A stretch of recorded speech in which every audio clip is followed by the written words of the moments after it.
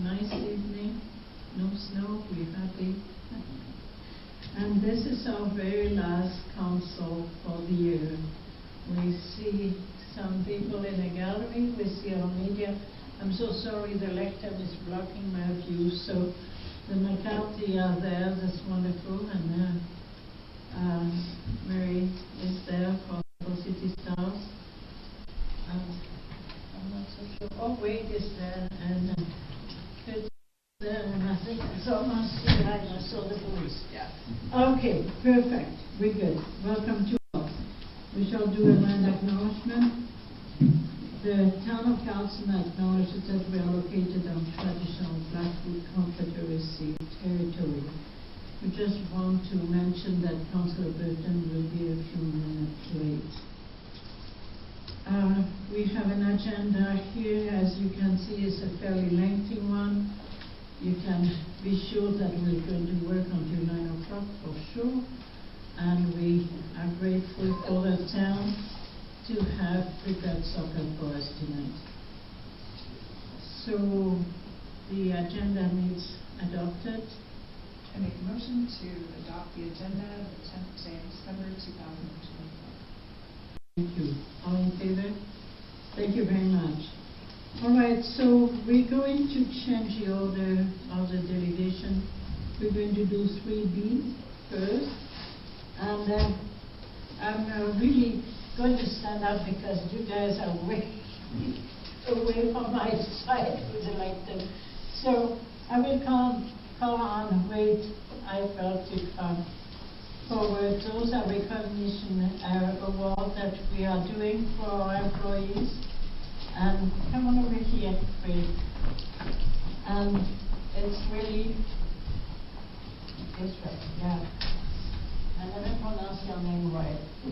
Anyway. Okay, then I don't feel sad. So, thank you. Wade has completed 20 years of service. Wade, that's your plaque.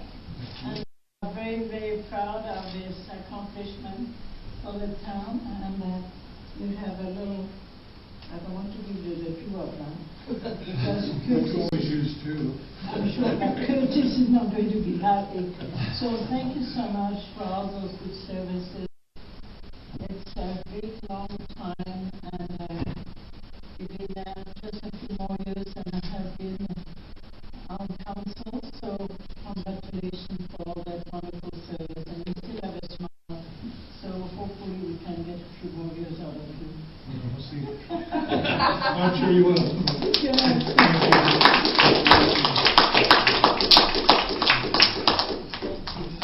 Thank you so much. And Curtis, if you don't mind coming. All right. Curtis, you will have been in service as long as I have been on council, so that says a lot. Thank you so much. Thank you. So thank you so much. I know you have had some very interesting 3 years since COVID. So thank you for all your good services, and carry on, we need you. Thank you very much, Mayor.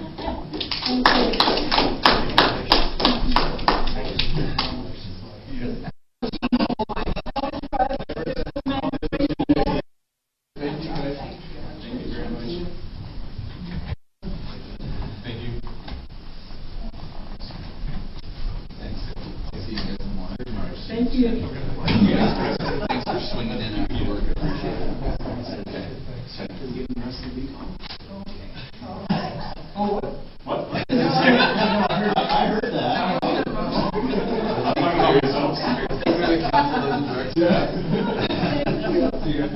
Curtis, we cannot spare you yet, so no hope that. I'll be back tomorrow. Thank you. All right. So we're going to ask Sergeant Bob White to come to the lectern and present his quarterly report. And thank you for coming, and thank you for the diligent services that you offer our town. Thank you, Mayor and Council. I appreciate you having me out tonight. And I remember telling myself that many years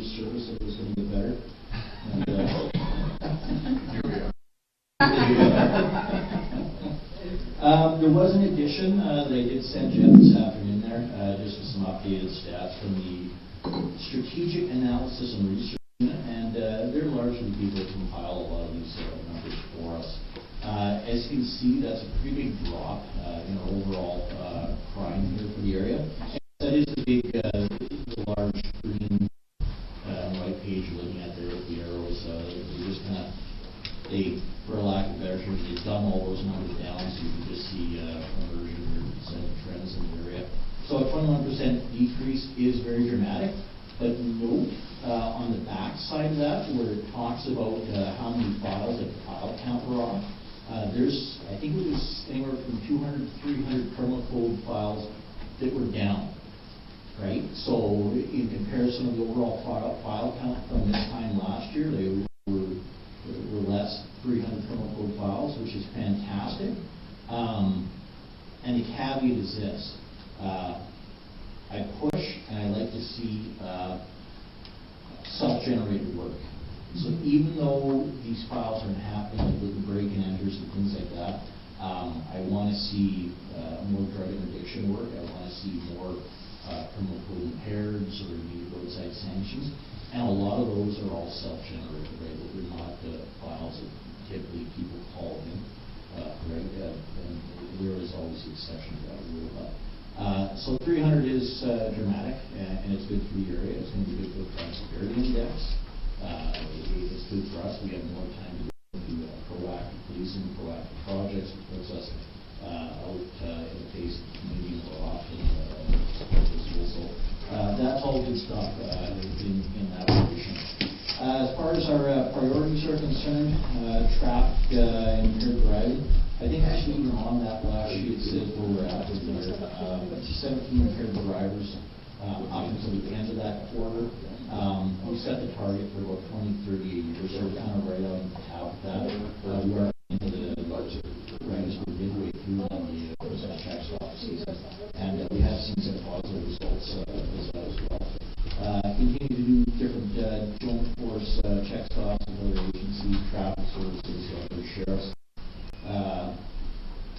We did a real push on school zones, of course, at the beginning of the year, and that was kind of to be expected as we do whatever we do.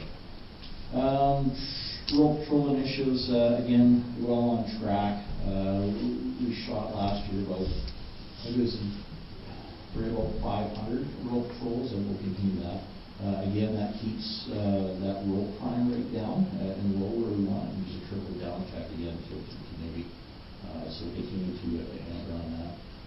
We did do 2 town halls 2 weeks ago. They were Glenwood and Hill Springs, so next year it'll be Glenwood and Cardston again. We'll just keep that rotation every year. No major concerns or anything were brought up in that. I think the most interesting point that came out of all those town halls was that Mr. Jim Bester, the former councillor from the county, they're trying to, I don't want to say revitalize, maybe breathe a bit more life into the time watch. Again, it kind of, him and his wife, he was spearheading that for a while. They were not in a mission to come back, and they're kind of a bit more focused on just bringing some life back into that project. It's a great initiative, and even though it's rural, it certainly has some positive effects for the community. Can I ask you something? In a idea, we used to have citizens on patrol that used to be at one point very active. We don't have anything of that sort, and I kind of regret that somewhat, because I think the more we have eyes around the community, the safer we become. Is there any ways we can find a way to revive that program? We certainly could look at it. You know, a lot of the stuff like our auxiliary programs got incredibly complicated. Anything where we were taking on some type of liability for volunteer staff became very complicated after the shootings that does apparently St. Albert. Oh, okay, yeah. And auxiliary, and so after that there was a whole revamp of that entire program. And yet it's really brought that aspect of it. I can certainly look into citizens on patrol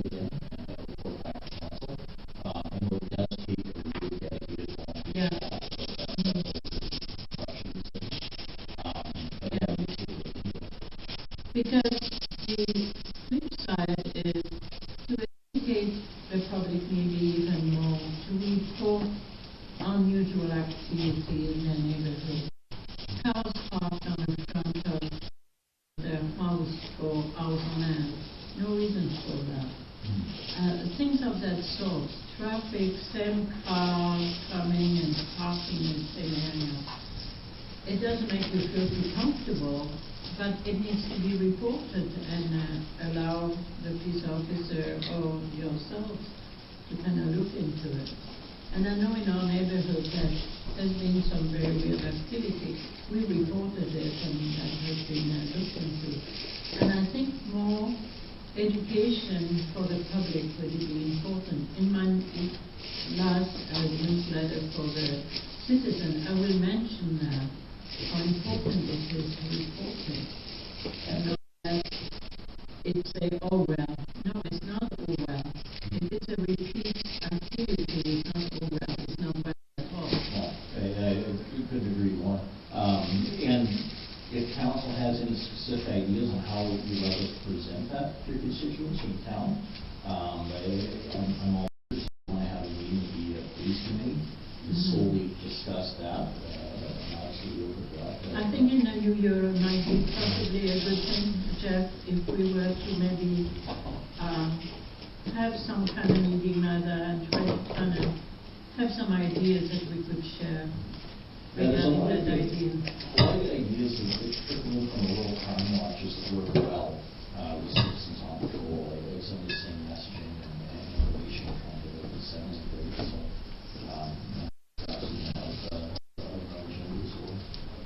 okay, thanks. Councillor Grainger. Yeah, I live up on the East Hill, just around the corner from the mayor, and I've also observed strange cars parking. Sometimes even looking at the temple, the temple. But I've also noticed, and I take note that E&Es and property crime are down, which is a good thing. But I've noticed vehicles driving very slowly on 2nd Street East, like they're casing the joint, right? Like all hours of the day. Have you around town noticed any of that, or is it just? Kind of do.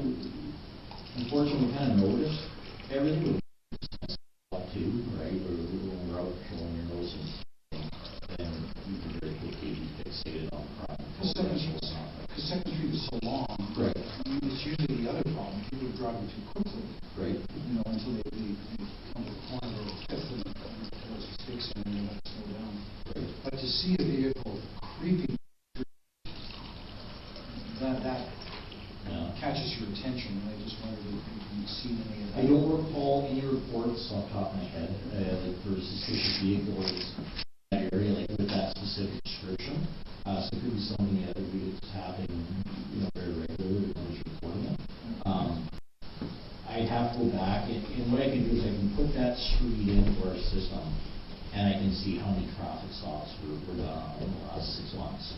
And as long as the officers know that you walk a full vehicle for speeding, instructor license plate, it was can't be street check anymore, but pull over, look for insurance registration, valid driver's license, driver's sobriety, things of that nature, right? So, and to see, I can certainly back to you particularly when you get involved in all of that. I mean, obviously it's not against the law to drive slow, but it gets your attention. And I just wondered if you noticed, because I don't have anything like specifically or even anecdotally in that area right now, like on the top of my head, because I can certainly drill down into the system to see who's been doing what in that area. But that goes back to the idea, it needs to be reported. Absolutely, yeah. If it's not reported, there's no sense to talk about it. Yeah. So, thank you so much for that. Okay. In that, there are some things that did change in here.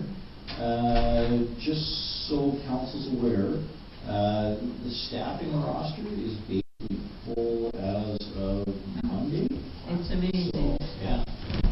You're a lucky guy. I need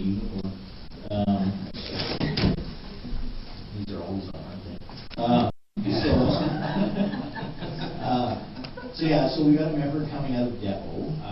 She's another patrol from Ontario Provincial Police. I think she's got 15 years, originally from Grainger. So she's coming back home here to the area. So we won't hold her anything against her. Careful, I grew up there, I grew up in Raymond, so be careful. Oh, yeah, be careful, right. That's a question. I know on one of your report to us, you talked about next summer there's like a Senate going on or Right, the G7. have you heard anything if it's going to affect your staff? Maybe? I have absolutely, we're already on leave restrictions, so we can't take any leave during that time. We'll probably lose one or two bodies. I know there's a guy I know we will lose because of his training profile. Like lose just for that time? Just for that time. However, I almost anticipate we're going to lose him permanently beforehand, just as we do for a transfer cycle. Okay. So maybe it works out in their favor, right? Like, have fun with G7, we'll take your bags over and bring somebody else in. Okay. So yeah, so that we'll lose maybe one or two guys, maybe for the week and a half. But I think that I don't think that the one's going to run any longer than that.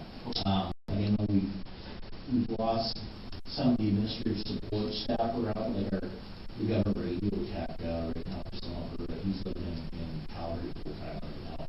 Just been seconded where he started setting up just the infrastructure we need to pull that off. So yeah. Thank you.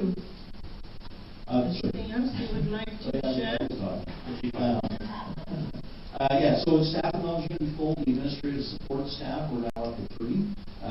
We hired Miss Cindy Vandenberg. We got her over from the Canadian Food Agency over in North River. So she's a brand new hire, brand new start, so we're just going through training there. Natasha on her field training. She gets out of depot, and she grads Friday. She starts maybe, she'll be on her books Monday, starts Tuesday, and then she's got like a 90-day kind of field training probationary period where we just kind of reprogram from the OPP and make sure she's there with it, the ERCP's doing it, and then she'll be good. And we just hold our breath till the next transfer cycle, really. But for right now, we're in good shape, and we're going to take that as a win. We are going to be one of the first attachments to roll out body-worn cameras as well, which are fantastic. I had a very heated phone call already this afternoon with somebody, and I think the cameras will serve to increase public confidence, transparency in the organization, and we're going to save a lot of time on public complaints.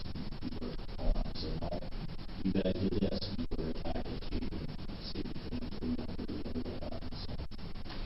I want to ask you, there was at the time a program that you had that allowed people who were leaving their house for an extensive period of time to call your office to let them know they were registering their address and about how long they would be gone. Is that still something that you are guys I don't know if it's formal, but yeah, we absolutely like to know when people are leaving the area. We've got a resident up next to the park who regularly calls us when they're going to be out there, lets us know when they're walking up the property for the year. So we're doing with the road patrols. Yeah, okay. We look for tracks coming in. Because there is a lot of snowbirds that are going to be gone. They're not already gone. It would be nice for those people to know that that service is available. Yeah, absolutely. That needs somebody. Maybe I'll work with Murray and see if we can get something. I think that would be something important. Yeah. Thank you. I appreciate that. Other than that, that's basically us for the second quarter, and probably back shortly in the year with the third quarter as we end here in December. Any questions, queries, or comments? What do you attribute the increase in Crimes against persons, so that can be anything from assaults, sex assaults, frauds, things like that. So you don't necessarily attribute any one thing. The way the numbers show in there, I can't necessarily prevent a drunken assault, right? If people start drinking, they want to punch it up, they're going to punch it up. If they don't want to burn fire, that I can do is say, "Oh, this is a bad idea." And so I would love to peg that on just any one thing, but I honestly don't have evidence Sometimes we get some of our prolific offenders, they leave the community and they come back and they just wreak havoc. Like I had 3 guys wandering the town today and they were completely drunk by it. And this is hanging out there. They're walking by the door and they're off the street. And we got one in cells by 10:15 driving, 2 others to a safe home, by 11. And that caused a fight downtown. So a lot of that stuff, crimes with person. I would say a very high percentage that is related to drugs and alcohol, right? And again, as much as we I guess attempt to deter that, there's not really have our arsenal that is a good deterrent. So it's probably down the line, going downtown and have a pawn shop. So no, sorry, no, it's not the answer you want. No, I just wanted to do something other than what you're talking about. No, I don't. We don't have any good. We don't have a huge increase in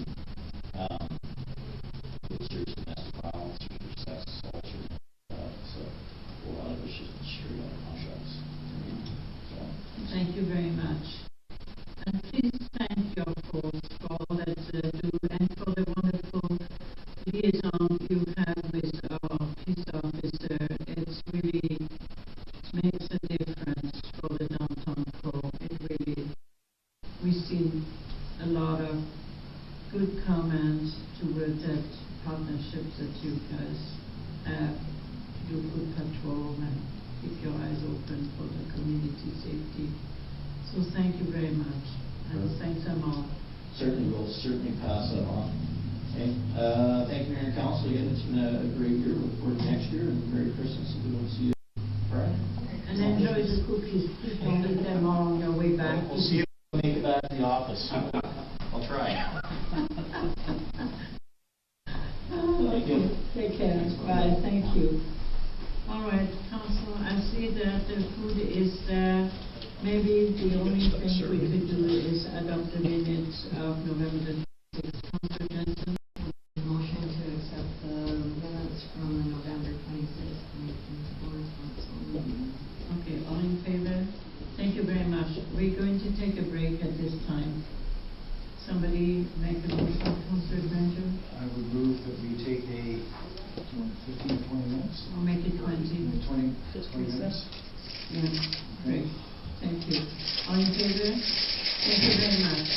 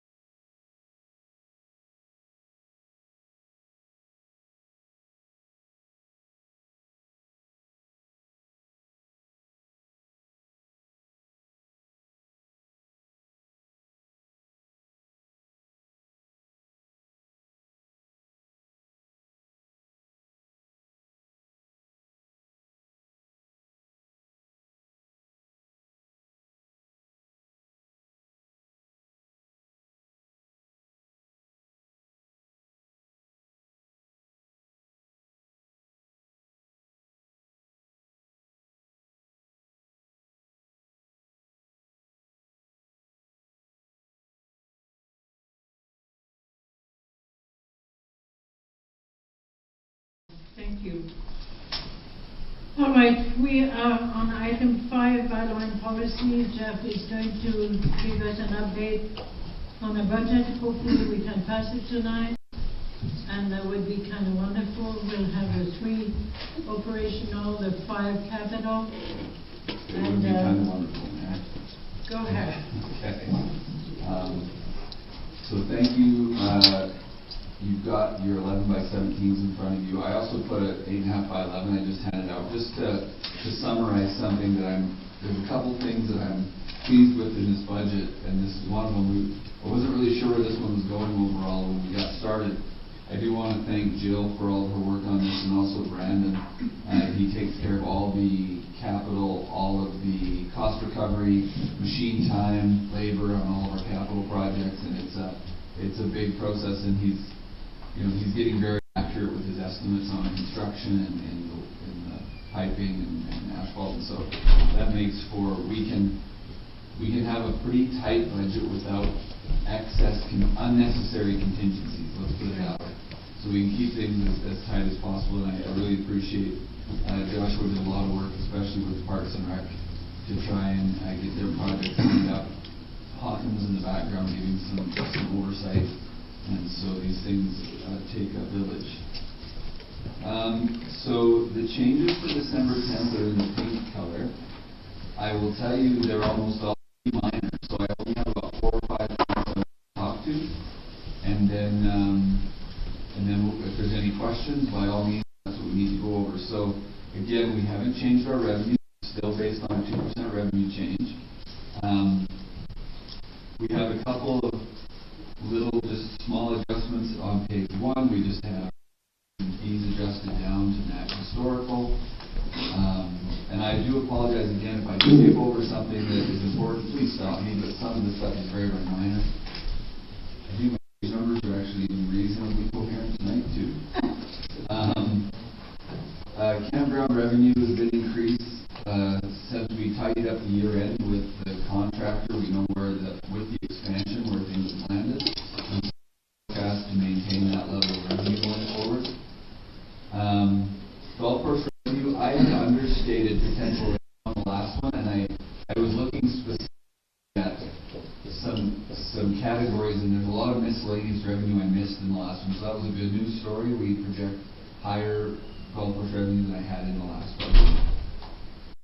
And I'm actually not going to go over any capital, and we'll go over the 5-year capital budget, so I'm not going to do it in this one. But on page 3, the one thing that really came out of left field and really kicked us hard was we got our insurance invoice for next year, and it's up $63,000 in 1 year. And so, about 300 grand, so 63,000 or 300 grand, so 20% in one place. We did not see that coming.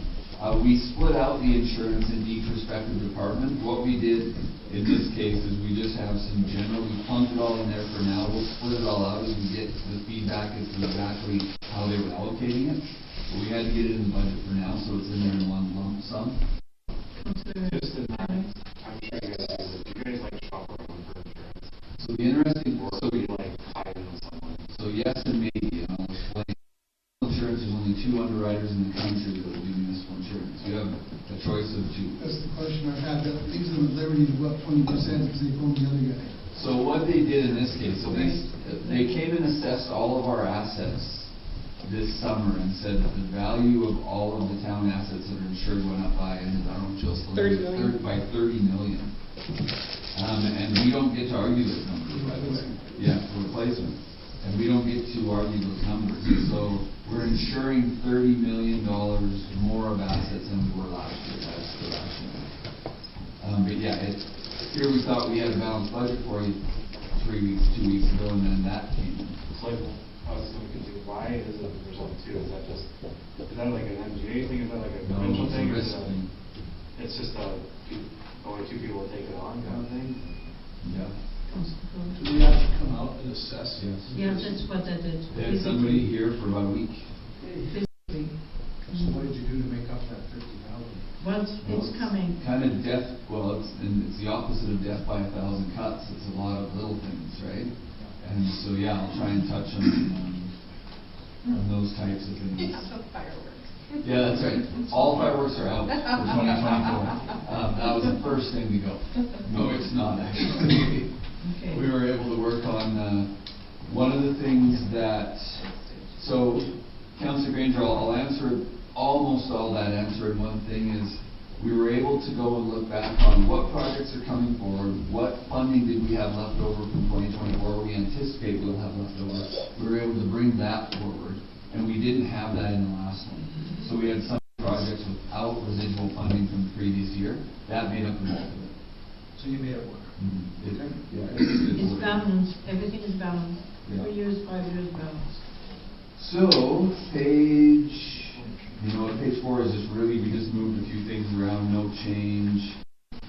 I wanted to talk about page 5, and I appreciate Councillors Grainger and Brown. We got our numbers for fire requisition, which are down quite a bit actually as a percentage. They're down quite a bit, and good job for our fire chief for re-securing the water contract. So that gave us a lot of revenue to offset. And so that's what we made up, about 18,000 right there, Councillor. Councillor Jensen, just a second. Councillor Jensen? I just want to go back to page 4, just to make sure. So I noticed when I was going through the material, and the bylaw officer wage is 104,000. Is that correct? So Is that just to make sure he never goes to hotel, so he comes So forever? that's your peace officer, it's your animal control, and it's some of my salary. So it's anything related to enforcement.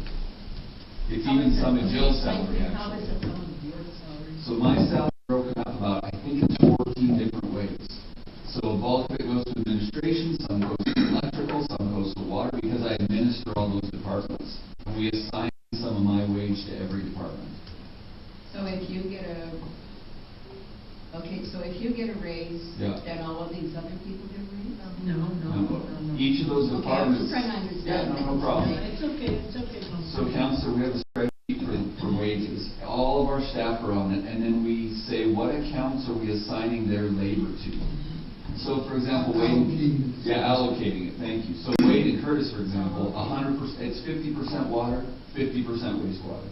That's how we allocate theirs. The peace officer would be probably 75% peace officer, some animal control. The animal control officer would be, so it's broken up, and mine is the biggest one of them all. Mine goes through every department. So he's not really getting 140,000. Yeah, no, there's probably 4 different staff that contribute to that overall number. Okay. Yeah, good question. Yeah, good question. Yeah. It's okay, it's fine. It's okay, every question Yeah. is a good question. Yeah. Councillor Grainger. I was just going to say, talking about the fire department, that group is a really good group, works well together. We've all different factions from different municipalities, and just a comment from me, it's a really good group. They work well motivated, and the fire chief is excellent. Thank you. Councillor Kelly? There was a Councillor from Hillsbury that talked to me. There's something going on with AHS in our fire hall. They lease space in our fire hall. I'm not going to talk about I'm happy to talk to you about it. I'm pretty sure I know Or I'll Yeah, be okay. concerned. Yeah. Yeah, there are maybe changes in the way. Okay, thank you. Yeah. Or Yeah. not? Yeah, or not. We don't know. That contract, just real quick, expires this next year. Okay. And so we have to start renegotiation with AHS. Okay. Yeah. Okay, so yeah, you heard halfway Something I correct. will. Halfway correct. So I appreciate the work from that committee, and thank you, Councillor Grainger. I agree with your sentiment. I just wanted to mention, this isn't highlighted in pink, but at the bottom of the page, we have some sidewalk, trip and fall, different lump sums. I asked Brandon today, that corner of 7th Street and 501, and at your corner, where you live, Councillor, he has standard corner and ramps on that corner in this budget. So maybe then they will. Yeah, so we're meeting with transportation on Thursday. So they're coming down on Thursday to meet. The gentleman actually got COVID as long as we can give them our standard corners and they can go ahead with their pedestrian crossing and stuff. Tell them we'll stay with the wrongs. So, I just want to give you an update there. I talked about that 1,000 cuts thing, page 6, and the street lighting is just a good example. We've completed the LED retrofit of street lighting, and so we just really examined a lot of those accounts and said, are we at 37? No, it looks like we can be at 33, and there's $4,000. You know, that kind of little stuff. Councillor Burton, Councillor Court. Councillor Court go first. Okay. I was just saying how nice it is here. I was in Maine on Friday. The lights they have there are useless. It's ordinance that puts them in there, and you might as well not have lights there. Oh, Ours really? are wonderful. Yeah. Interesting. Yeah. Councillor Burton? So you all know how Tuesday was to get those crosswalk signs, and I was driving here, a young woman, I was at the corner of 30s from the Main Street from the south. A woman in dark clothing crossed, and thank heavens I saw her at the last. Jaywalking? No, on the crosswalk. So that corner just causes me concern. So I use the MPC on which I sit for a sounding board for ideas for the town and things like that. And I told them that I had been on the crosswalk, this was about a year ago, and a friend of mine almost took me out as she came down from the high school and turned left. And I'm crossing towards the Barbie store. And also I've been backing out from the Barbie store and somebody nearly hits me again. All 5 members in that room said they had similar experiences in that corner.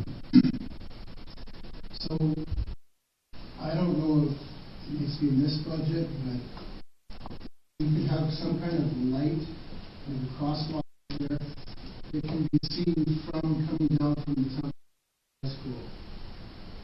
In other words, when you're on the crosswalk, you still just you turn a quick left and won't see you. They're watching the traffic coming down from the south. If there's a break and they take it. And like if I've seen almost 4 accidents there and been in nearly three of them. Everybody else in the room said they had the same problem. And honestly, those lights on Main Street now are so effective. I mean, everybody isn't using them yet. You know, I encourage people to push the thing on the window. But anyway, I don't know, it was like 18,000 each. Both sets was 4 so 12 each, something like that. Because if we could just have one extra light so that if you're headed east, Yeah. you could see it, because they're concerned on MPC. They said, well, even if we put crosswalk light, would the person turning left see them? And I thought, well, if we had one more of those sticks with the lights on it came this way, they'd say they'd be looking for something. Anyway, I don't know how the rest of you feel about it. But okay. Thank you for that comment. Yes, it's a dangerous corner as well. So in the, if you recall, some of the discussions we've already had at AE on the redesign report. That intersection will be fully signalized. I agree, but in the meantime, That could be a while before we get them, unless we do something ahead of time, and your solution of $12,000 or $15,000 is probably a good idea, and we should do it, and we should, if we can't put it in this budget today, we could probably catch up and put it in the mill rate budget. Are there some grants we can access for those? We haven't seen it for that kind of thing. Not usually. Councillor Brown? Like throwing it, so I agree, 100% agree with all things. I've almost gotten hit, I've almost hit people, yes to all of that. But our goal for tonight is to approve this budget. So now council wants to throw in a $12,000 something. I think Councillor Grainger's comment next is, year. I'm happy to put this on the list for mill rate discussion. Okay, I'm just like, I certainly. just don't want this. no, I don't want to hold it up. Yeah, Either, but okay. Yeah, just, no. I mean, that's only like an hour ago. So Yeah. I hear you. Well, I mean, good point, but I think if there's something that really come to your mind, it won't be for this Yeah, I budget. but appreciate it will being be- on. No, It will be No, on the radar somewhere. Okay, Carry on. sounds good. Thank you. Okay, I don't have anything with substance. On page 8, though, I wanted to talk about some follow-up. Last meeting, council asked me to send the back backgrounder for the library to the manager, and then have a visit. So I was able to do that. They'd like some guidance from council. So that was the request is, by the way, there's agreement that we can find ways to save. They want to work with the town, finding an amicable agreement here. But their question, being a legitimate one, was, is in council's mind, is this 10,000 or 100,000? Because what we can do and juggle has very different consequences. And they want to be able to come back to you and say, we can get to this point, here's what that means. And then you can make a decision about the service offering in the community. So they were looking to see if tonight I can get some ideas, some indicative numbers, just to say, start getting your minds around this amount and what that means for our service in the community. Councillor Burton, do you want to speak? And I'd like to speak to that. You want to go first? Sure. What I really think, years back when Councillor Barnes was on the council, when we got the requisition, we told him, you know, it's a little steep what was asked. And we had asked them then to try to find a way to trim $10,000. Right now, I think it's really a difficult decision to make, but for me, between $10,000 and $20,000 would be a fair way to look at it. 10,000, I think that might, 20 might be hard. But what I really think we need to do is, for the future, I know that we'd like to have, from what Jeff seems to indicate, that I want to work with towards maybe figuring out if there are ways to do an analysis of their operation. And I really believe that there is a possibility to find a grant that would allow them to be in a position where the town is at arm's length, the board will be at arm's length, and I can get some proper data that would allow them to look at it for the future. This year is very difficult to change too much. But I think if I could find $10,000 to $15,000, I would be happy with that. So I think if I could, I don't know how you feel, but if I could even find 10, would be a nice start. Councillor Jensen. Oh, sorry, Councillor Burton. I really appreciate the fact that they want to work with us. That's really what I was hoping for. That's a big step right there. So I'm really pleased with that. My opinion is that we give them what they're asking for in this budget. And I would like to see some pretty significant cuts. So if and I'm not saying they'll have to come at once, I'm just saying the fact of going into the discussion is what I want. And I look at all of our, the ice rink, pool, everything, the golf course, the rodeo grounds, all of it have different percentages of their budget that they raise. The Ag Society is at the top and the libraries at the bottom. But when I look at how we compare to their peers, if we were bringing in line with that, it's more like cutting $180,000. And I know that's like compared to the budget, but that's what it would take to bring them back in line with the group. So I don't know that we decide how much they have to trim. I would be prepared to give them the whole budget, but I'm really encouraged that we can sit down with them, and I think we should definitely do that and have some really serious discussion there. Soon, not leave it till, because I talked about this a year ago, right? And then my call follow up. But I think in the next few months, if we have started discussion, we can be ready for the next one. Okay, Councillor Jensen, Councillor Grainger. I have lots to say about the library. But, and I agree, they have lots of money. I really do. We cut them back $10,000, which is a kind amount. It's not going to make them change anything. They will just keep doing the same thing over and over. In my opinion, what they need to do is search for grants. When I go to the events and whatnot, and I mingle with other people and I talk to them, and I say, what are you doing for grants? What are you doing for fundraising?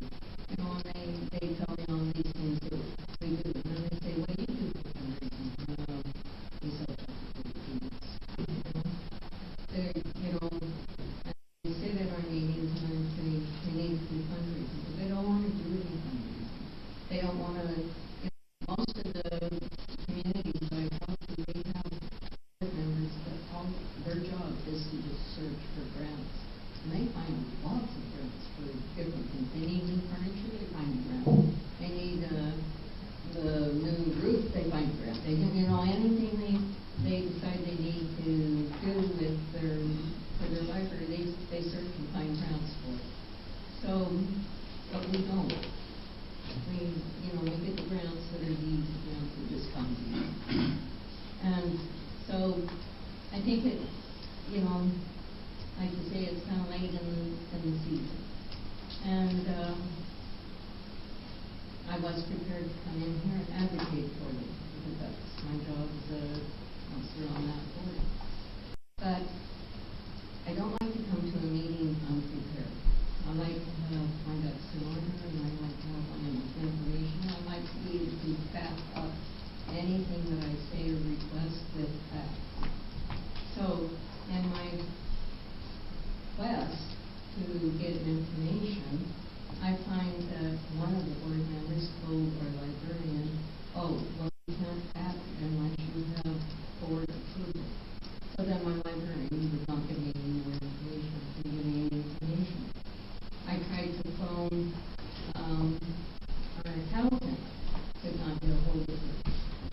Talked to her president, he was kind of talking in circles. But in the process, I find out Donna has called a meeting with Donna, Joe, the president, and Blaine, and her CAO, in which information was given to Jeff, and that's fine. They had a good talk Wednesday. But I feel like, had I not found out about that meeting, I would have come to this one and would have been totally blindsided and thrown under the bus. That bothers me. So while I come here, I cannot advocate, in my opinion, appropriately for the library if I don't have any information. So I'm also an advocate for the town. And so I will advocate for the town because I don't have information from the library because they won't give it to me. So my feeling is 10% or you said $10,000. That's nice, that's being kind, that's cut back. They're not going to do anything about that. They're not, that's not going to encourage them to get a grant or do fundraising or anything else. You know, my suggestion would be 15%. Okay. Councillor Jensen, I appreciate your frustration. You are frustrated, it's obvious. You said something that piqued my interest, which is you say they have lots of money and they can cut more. So help me understand, if you don't have the data, how do you judge that they have lots of money? I sit on that board and see what they're spending money on. But I can't close that information to this. It's against the library. It's taken me 3 years to kind of sort of understand the library and how the library doesn't legislation or anything else. I cannot how it is, but when I see what they're buying, spending the money on, you know, I sit in the meetings and I think, really? Okay. Thank you. But there should have an annual budget that you should be able to access. You can't. They do not have to give you a line item budget. I'm going to take back everything I said before this, if that's the case.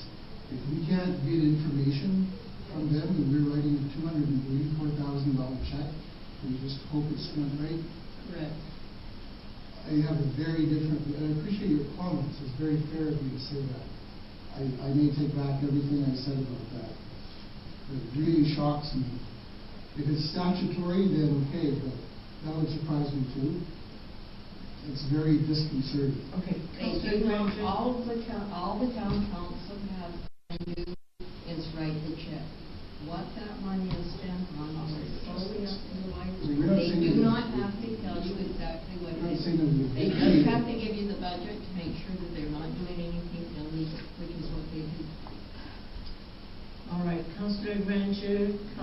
Brown. I would just say, if I can pipe in, therefore the need to have that committee to work together. Therefore we must have that committee. Councillor Grainger. As the great poet said, there's something wrong in Denmark here. So, and the 10,000, that's not enough. I know it's not enough. Yeah, so looking down the road, I think that we're going to have to roll up our sleeves and stare these people down, because they shouldn't be asking us,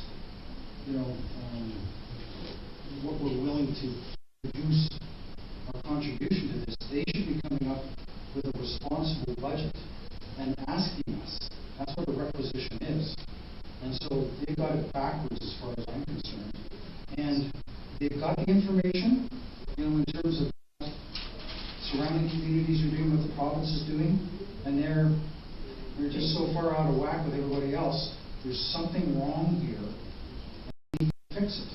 And it's our tax dollars. We absolutely can control. Okay. We'll just say we're going to cut it by 50%. That's all you're getting. Okay, Councillor Grainger, don't get too excited right here, okay? Let's try to go through the process that we have agreed upon, which is let's have a group from administration, from council, Yes. from their board, work together to be able to find ways to find efficiencies in their operation. Absolutely. We talked Okay, about that before. all right, so let's not get too bent No, but out of they are shape hearing here, us. because otherwise we are going to lose it tonight, and I don't want that. So I'm not. Thank you. Just to be fair. Councillor Kenley, No. you will have a chance, Councillor Jensen. So I'm still talking. Yeah, no. So, Jeff, give you a question. So, council, the last council meeting requested that you go to the library, or to Donna, and sit down and just have a discussion with her. And it sounds like you reached out to Donna, and Donna said, fantastic, and then you showed up, and there ended up being other people there, great. And so you sat down and had this, which was to give them more information and just ask more questions. So during that meeting, at any time, did you feel that they were holding back and not giving you honest answers? No. So that's just that, because that's important. All right. Because I don't think that there is dishonesty or anything going on in that, and I don't think anyone on this board says that. I also think that we have to remember that the majority of everyone on that board, except for our head librarian, does not get paid for this. And so, and we have a phenomenal accountant there. Everything is above board. I think we are just requesting, and it goes back to what the mayor said, and thank you, is that we just, if anything, it's our fault for continuing to say yes, yes, yes, right? So it's okay for us to now, as council, say, let's just take another look at this. So I too support giving them their ask, but knowing that we need more information, and a way of doing that is looking for a grant to be able to have this committee, or not a separate committee, but this group to go in and look at them that's arm length from the town and arm length from the library. So it's not a councillor that's asking and having a door slammed in your face. It's completely separate. I think that is brilliant. I think that's a really good way. Councillor, I need to be on that. No. Well, no, just a minute. We're not saying, you and I are speaking two different boards here, Councillor. The mayor. I understand. So the one I'm referring to would be Joe Blow business that does this for a living, that looks into businesses on how to save money. I don't think we should be on that board. Right? Right? And the second board, though, if in fact we do have a subcommittee, 100% you should be on the subcommittee. Absolutely, I agree. But this arm's length one, there's no point to it being arm's length if you, my friend, are on that board. Right? Because we want it separate, so that when they come to the table, they're not looking at the town as, oh, well, the town says. Yeah. So there is two components, and I agree with you, Councillor Brown. One is something to do an analysis of operation to find efficiencies. The other one is the subcommittees that will look at different options, grant whatever, of which you should be part of. Okay? Does that make sense? Yes, Okay. I still have to. Go ahead. Councillor Kennedy did. Go ahead. Go ahead, Councillor Kennedy. I was gonna say exactly what. Okay, all right, so we, I mean, not exactly. that's close. Okay, Go ahead.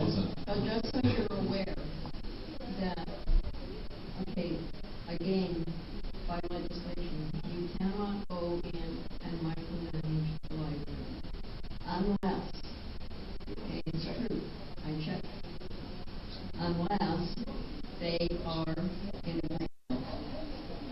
You cannot look at their line items of what they spend money on unless they agree.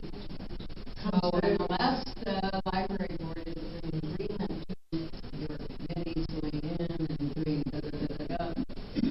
Councillor, nobody wants to micromanage.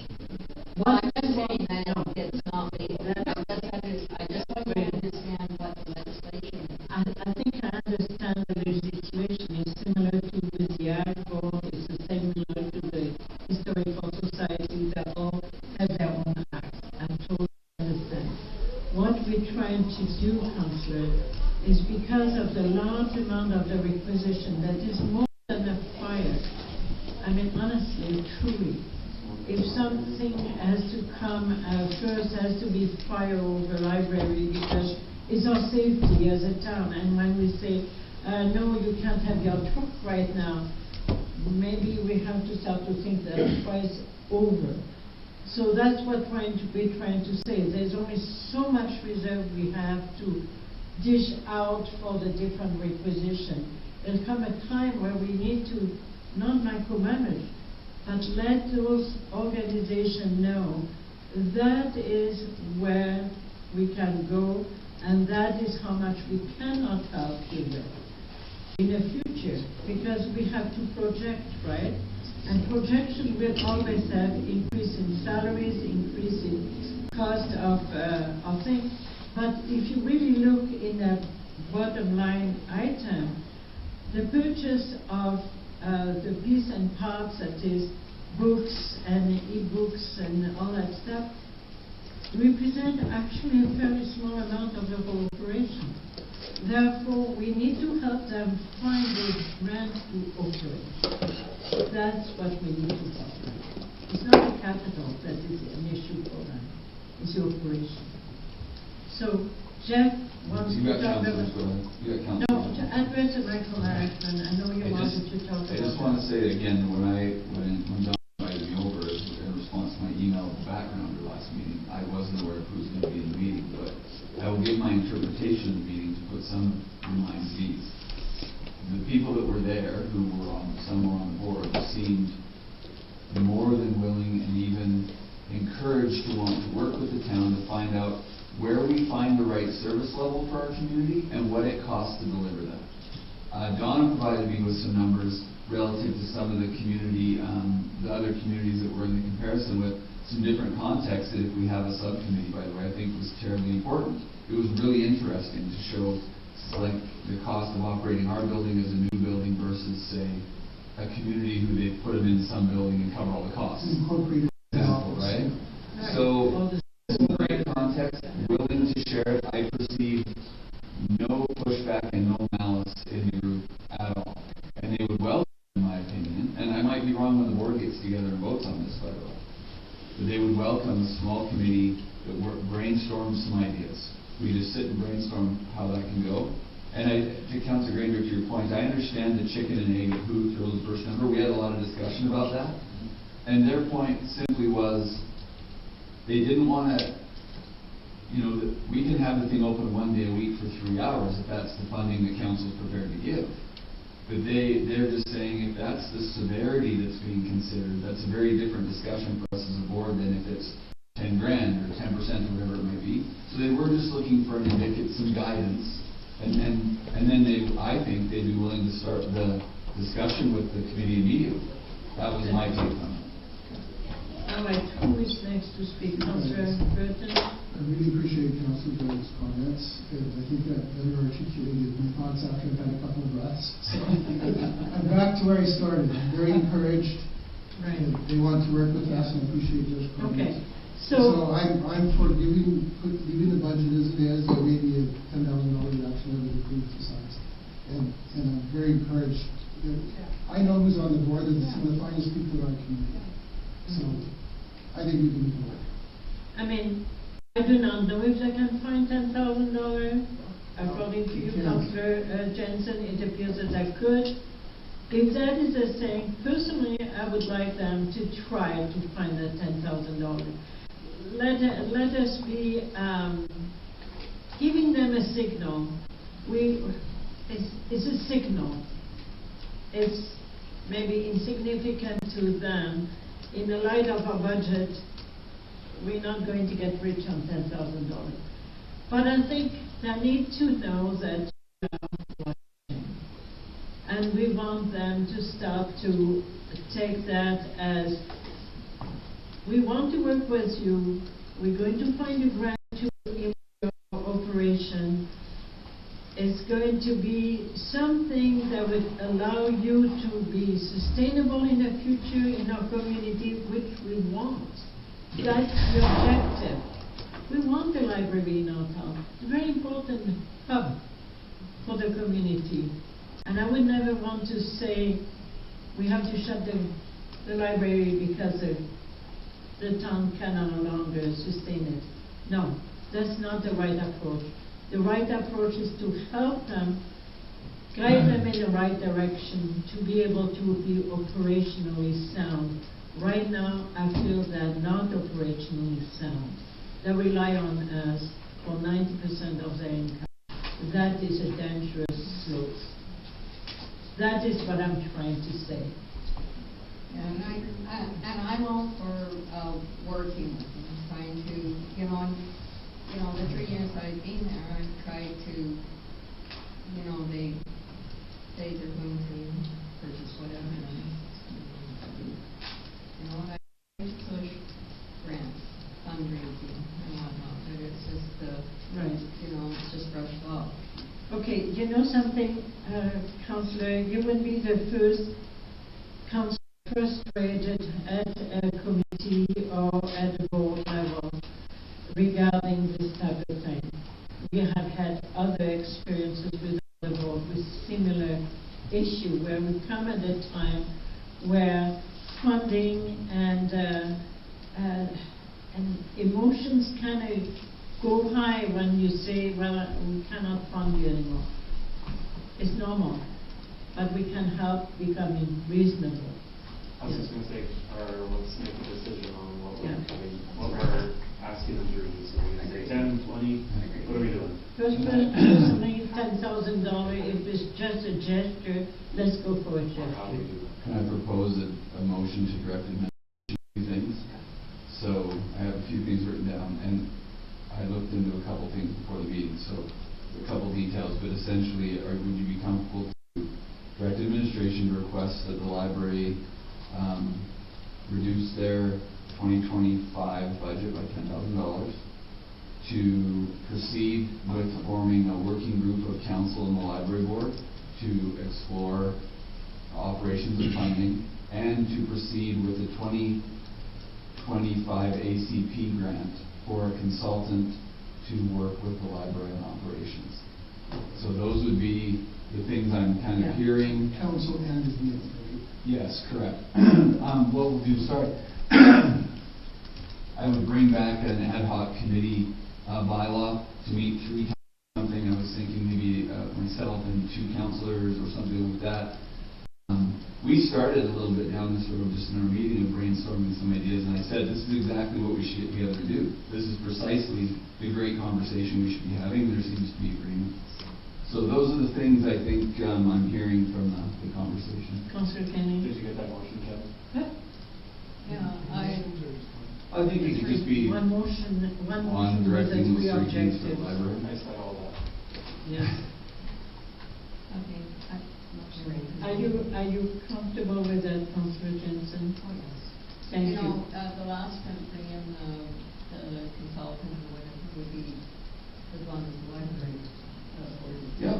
Anyway. Well, there have to be an agreement. We're not going to force anything on the library. It's not our role. We need to work together in tandem. That's when I have a question to that motion. Yeah.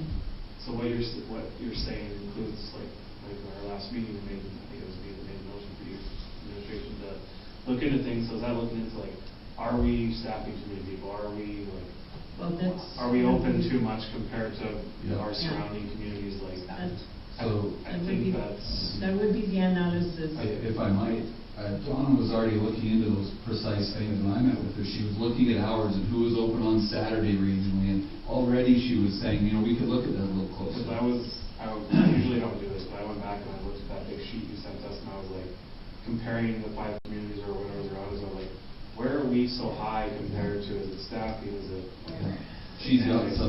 That's great. Yeah, for sure. Yeah. All right. And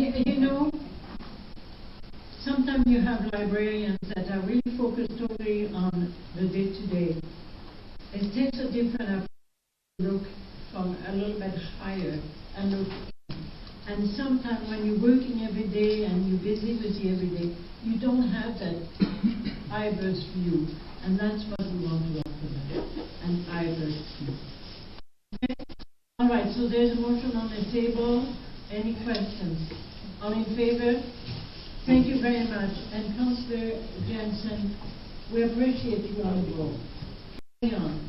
If they do not follow your help, there's not much you can do about it. All what we can do is support you in what you're trying to do. So thank you. All right? So we're still in budget. Yeah. Sorry, that was a mighty detour, and I expected that to some degree. It was a rabbit hole. Yeah. It's okay, But I can tell you we're moving along quite nicely. On page 11, there's one thing I wanted to run by you, and I want to apologize for coming across presumptuous in your budget. On page 11, there under our grants, 272902, you're going to be discussing your delegation from the handy bus here later. I put in what the request was in this budget in the event that you wanted to accommodate that. And yeah, you might want to do it, Yeah. So I'd like to make a motion that the town of Cardston support the handy bus in the extra $2,000 that they have requested. So you dealt with that item on your agenda. Okay. All in favor? Thank you. Okay. Okay, I'm going to skip capital. We're going to come to that in just a minute. So I just wanted to touch on. Sorry, I want to touch on a couple of things. No, we'll get back to that. So we can actually jump to the utilities budget, which actually starts on page 25 for some reason. So it goes from 16 to 25, but it's one with the orange in the left-hand column. So again, not a huge amount of changes since we last talked. We got our carry forwards from 2024 worked out. That's all you're seeing on page 25. And so that generates some cash when we're trying to balance those small things. You know what, at this point I want to jump off to this little spreadsheet I gave you on this 8.5 by 11. One of the things I just want to point out is it's reasonably easy to balance a budget if you want to reduce your reserves to make it balance. So all the things that you're taxing to go to reserves, I can just reduce those and it's easy to balance.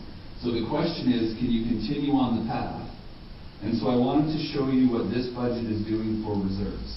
So these are the categories currently reserved in, and then they go into more specific things generally from there. But 2024, we reserved a total of 1.133 million. And then this year, we are budgeting to reserve a total of 1.174 million. And so I'm quite pleased with that. Part of that is because the utility rate changes. So especially if you look at water and sewer, those are the two increases. Is the amount going to be put into reserves for those two is because that's where we put the increased revenues that derive from the utility changes. So I appreciate council there. And by the way, don't be alarmed if some went down from 2024. For example, in electrical, there was an anomaly where we intentionally had a specific amount for the capital investment program that we didn't need to do again this year because we have it at an amount we're comfortable with. So that's fine. That's actually a planned transfer to reserves. Just a quick question on recreation. When we were looking at the golf course, it was 800,000, whatever it is. Is this? This is not the total. This is just the amount in year. That's in That's all I year. need to know. Yeah, that's the amount in year, not the total. Yes. So once we bring you financial statements, we'll have the 2024 year totals. That's awesome. So I just use that because we're in the utilities where we're looking at the bulk reserve transfers. And, you know, we have a task ahead of us to continue to trend in the right way. I'm pleased with where we are for 2025. So Jeff and I had a discussion today about water test wells, which we didn't get to yet, but It's inside there to it's going to get carried over. We still got the money right now, and Jeff is going to try and see if we can get the test well done, so we have some information moving forward as quick as we can, because that was my concern, that if we waited until the summer in 2025, we're going to lose a year. So what I'm hoping is it will have the results of the test well information in terms of quantity and quality within the next, say, 3 months.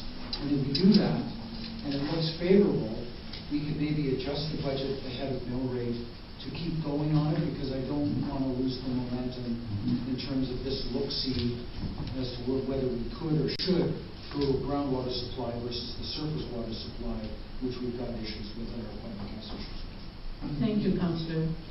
We know it's dear to your heart, and I'm glad to see the 35,000 there in the budget. Is there? So there wasn't many other changes on the utility budget. We had a few little pieces we took out. For example, we had in the master plan to do some LED lighting upgrade in the sewer plant, but that'll be part of the overall. We're doing the whole electrical component and rebuild the sewer plant, so there was $5,000, for example, we could remove. So little things like that, and I'll talk about capital on the next sheet. Sorry, Mayor. last time, if you look at the water chemical peroxide, 241503. Okay, let me just back up the page. Yeah. Okay. Can you explain to council, Councillor Jensen was raising a little bit of concern regarding the peroxide in the water. Can you explain a little bit how diluted it will be and how? So I don't know the chemistry of it, but Burton Environment has already told us that they don't have any concerns with the place we're adding it, that it will be gone likely before it gets through the treatment process. Okay. So we hit it in the. I will still check with. Yeah. So Alberta Environment has been giving back the answer to. Well, the other thing to remember too is we test water weekly in spots all around town and get those results weekly. So we'll be able to see if there's trace element of that in water.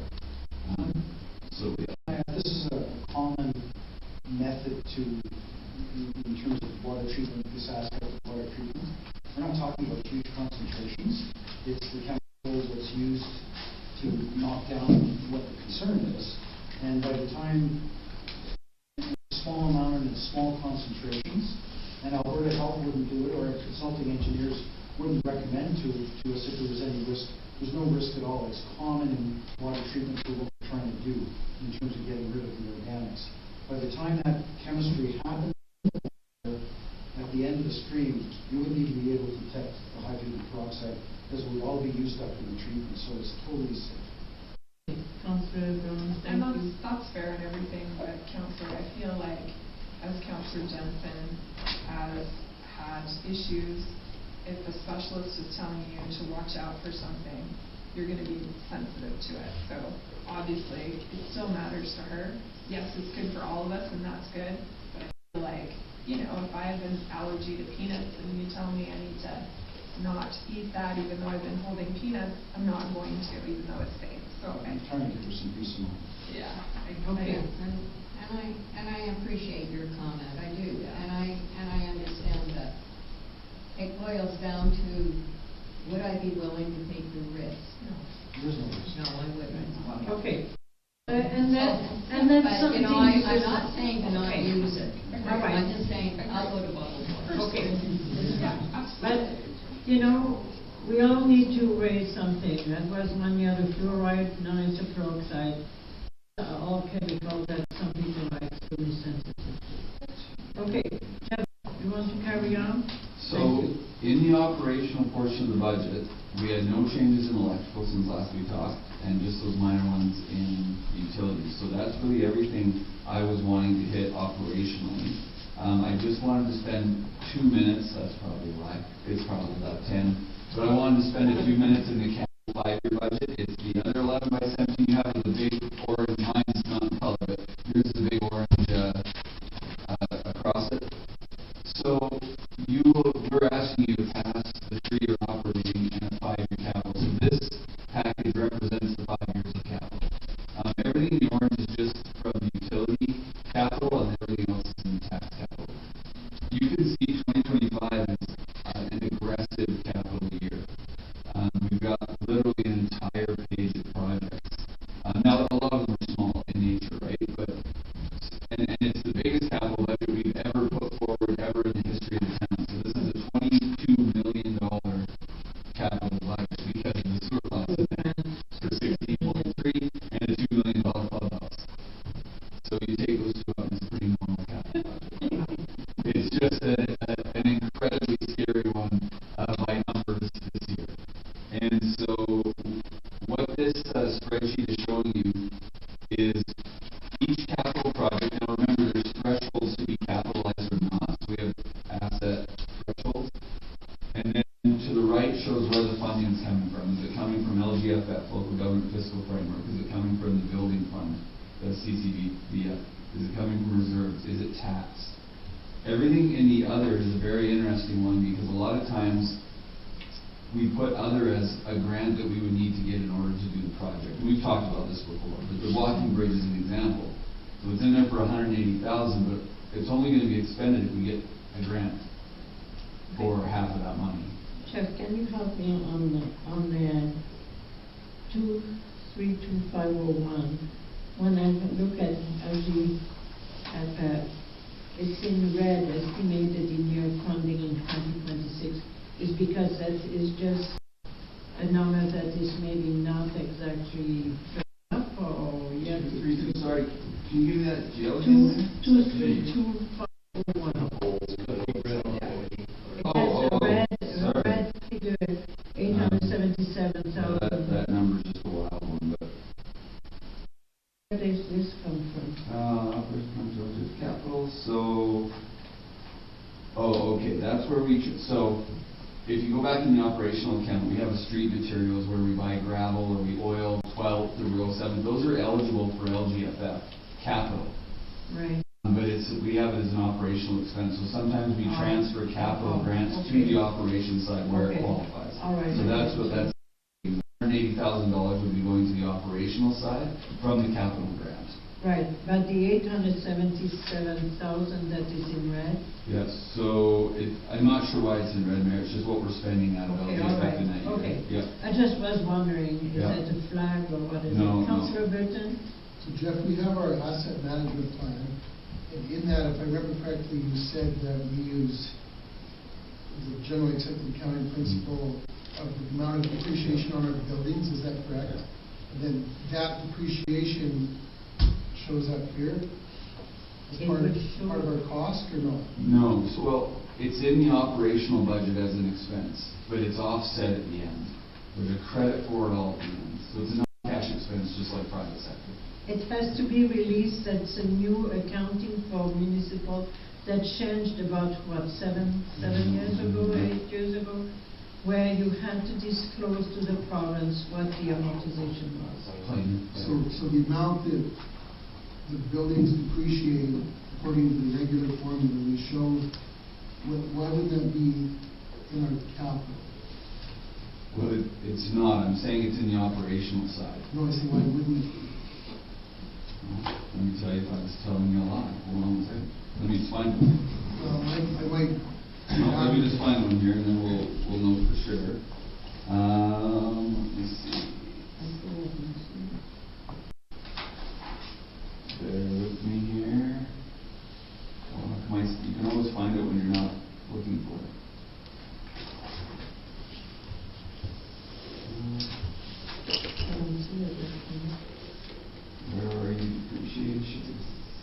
the fire amortization, yeah, they are two different accounts.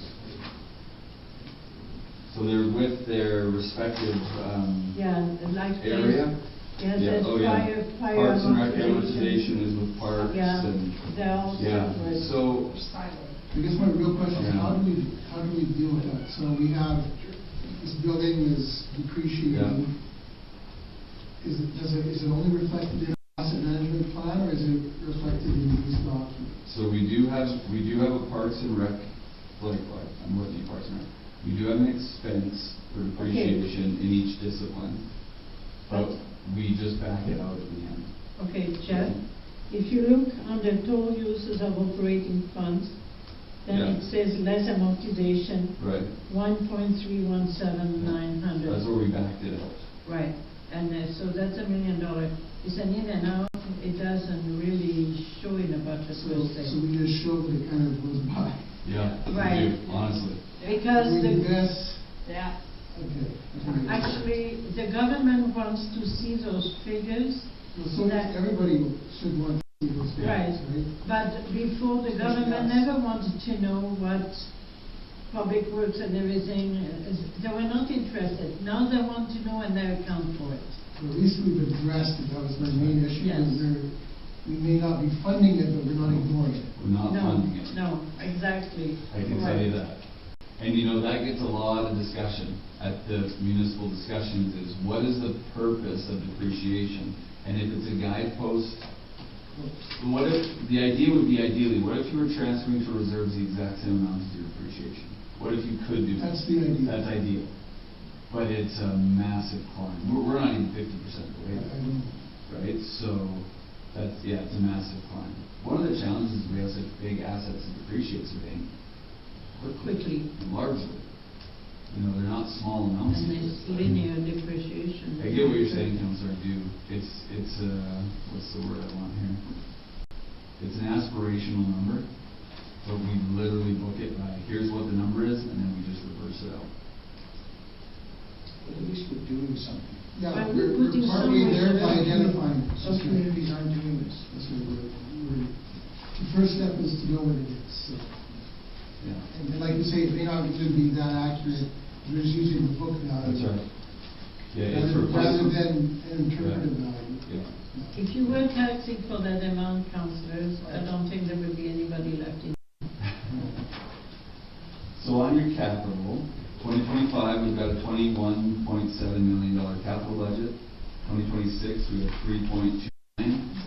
2027, 2.75.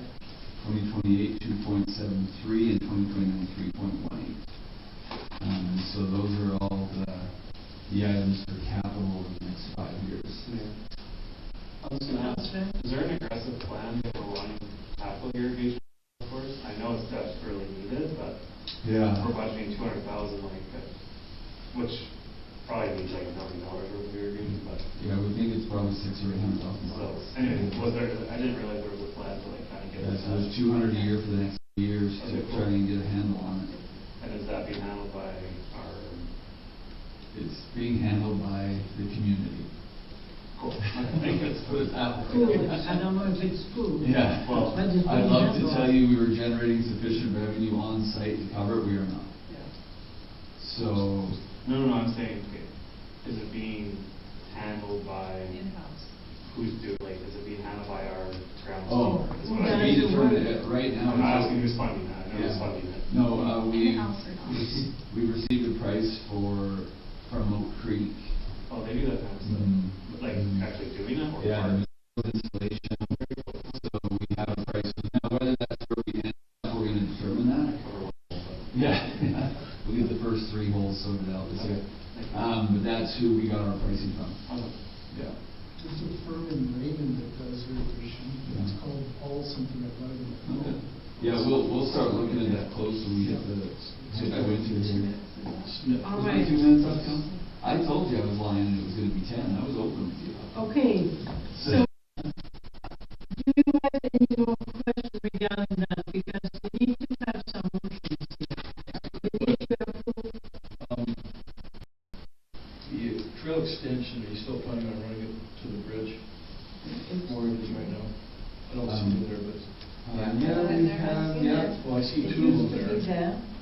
along Fifth Avenue. There's also more on. There's a trail extension by the fire hall. That's right. Those are the closer. Yeah, those are the two. I wouldn't take much to connect anyhow. Yeah. So yes, I think, again, if we can find probably a CPAP grant, we'll look at that bridge project. And then try and get down to the Remington Bridge. That's the one. Yes, correct. It's Remington Bridge. Yeah, that's the goal. There's three operational budgets. So there's, You should have a motion in your packet. there's a motion in the RFP. This gets to be quite a little technical motion. It has to be. But in your RFP at the bottom, there is a motion for this if you're comfortable. And again, I'm encouraged with the budget, we're balanced, and we've got an aggressive capital program.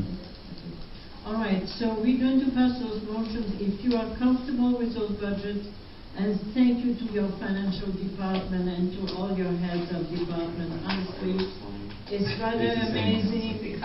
It's rather amazing that we're able to do that. A lot of people, municipality only pass interim budgets. It's much more comfortable for administration to have a full budget first, because then they can start spending the money properly without having to come back to council for expenditure. Go ahead. One quick question, just to understand. So, for that crosswalk, if we found $10,000, would it be just as easy to put the 10 towards that crosswalk? Would I do that now, or would I wait? You know something? If we did 12, we just found 10.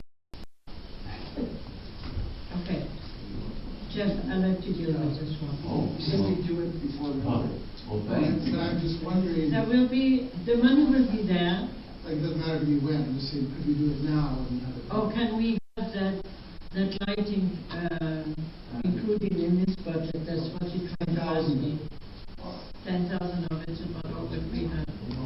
So, Need all of it. I'm just asking. I don't know, I'm not saying we should, We should wait.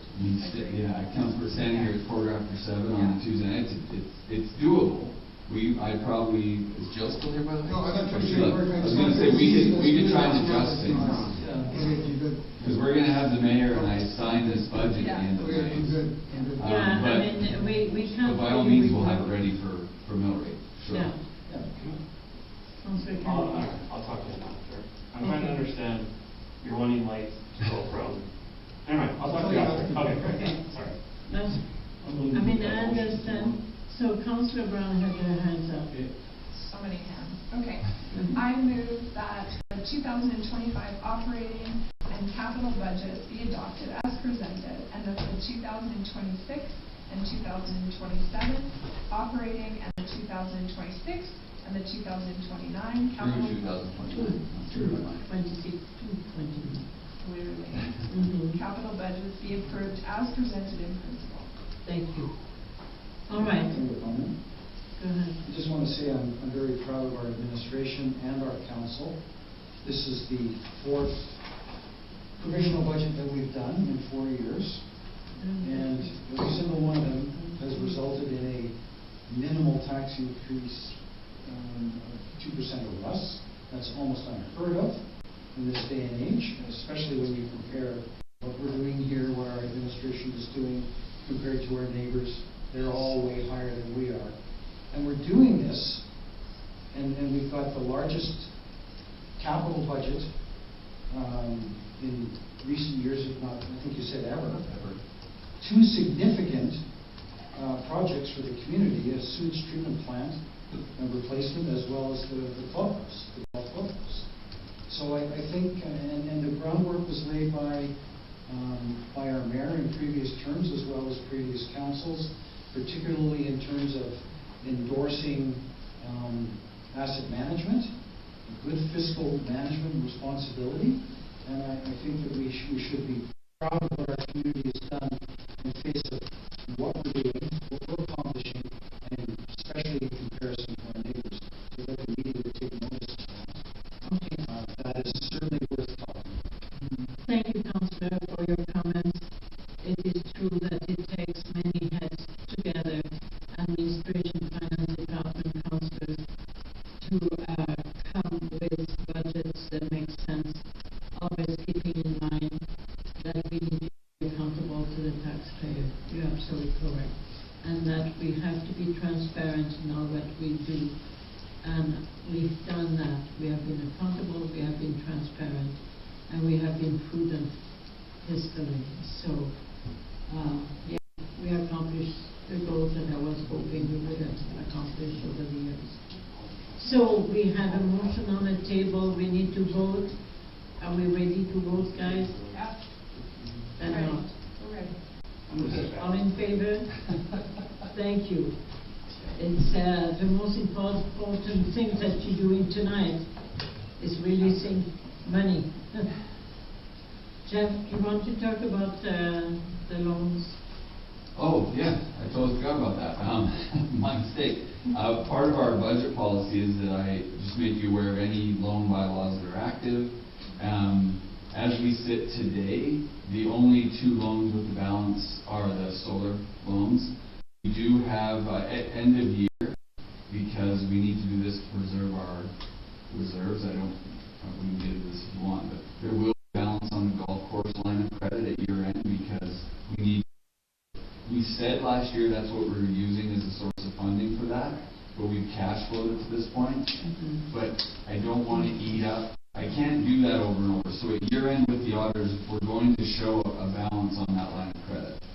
And then we can actually pay it right back off January 1. Yeah. But I need to show that year end to be, otherwise we risk eroding the reserves. Right. I was going to ask you, banks get after you for that, or is it like? Why do you have revolving lines of credit?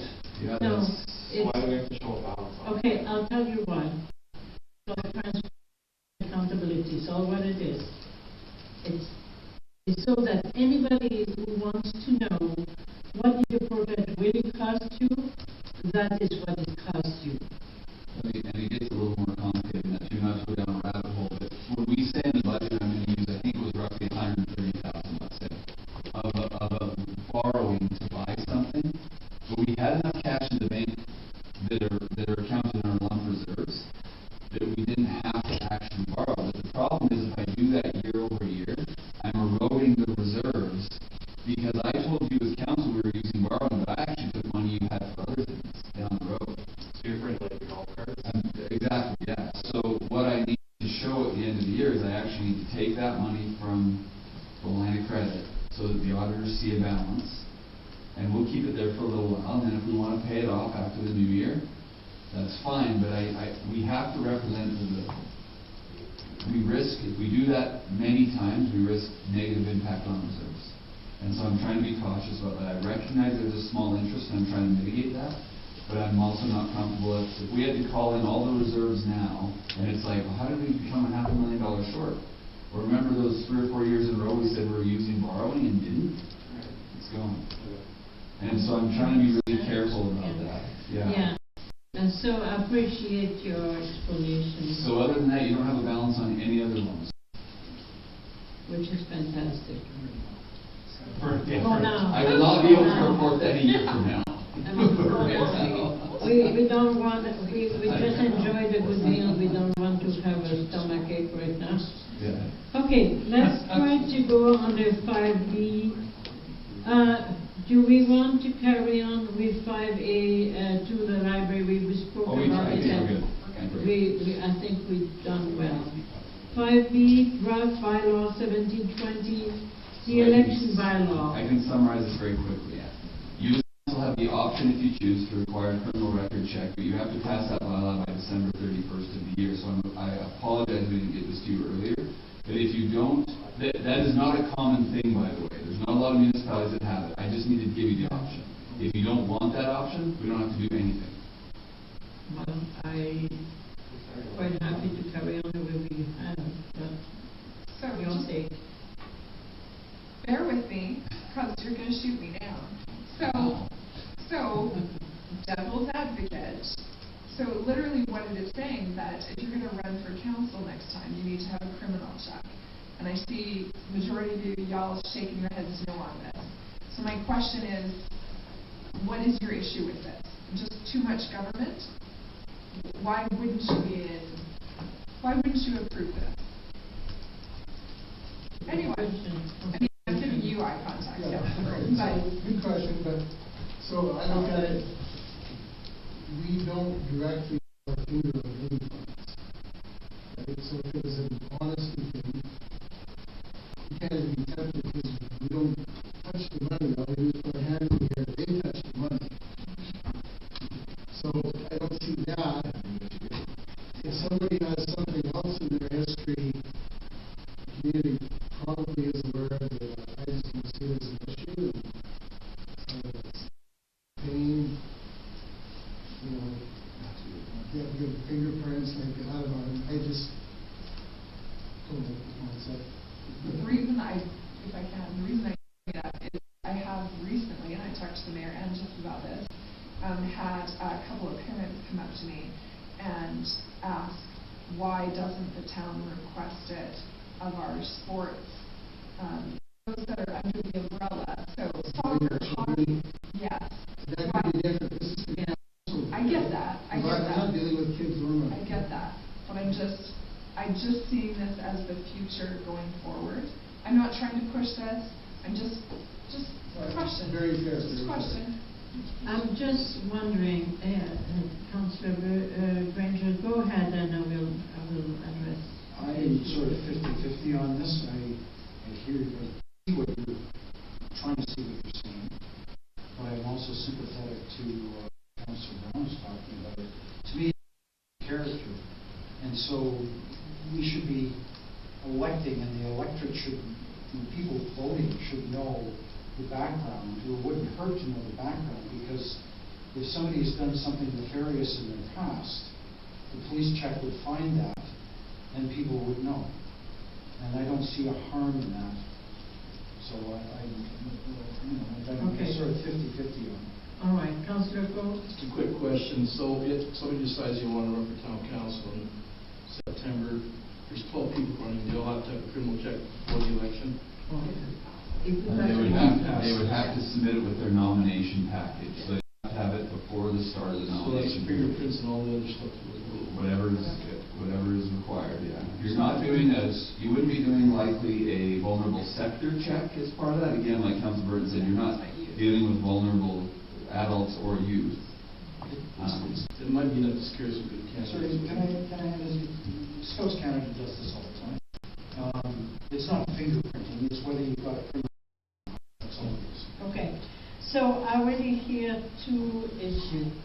One is dealing with criminal check for councillors that do not deal with money or with children. That's not where we're going. And the other issue is criminal check for people who are indeed involved with youth.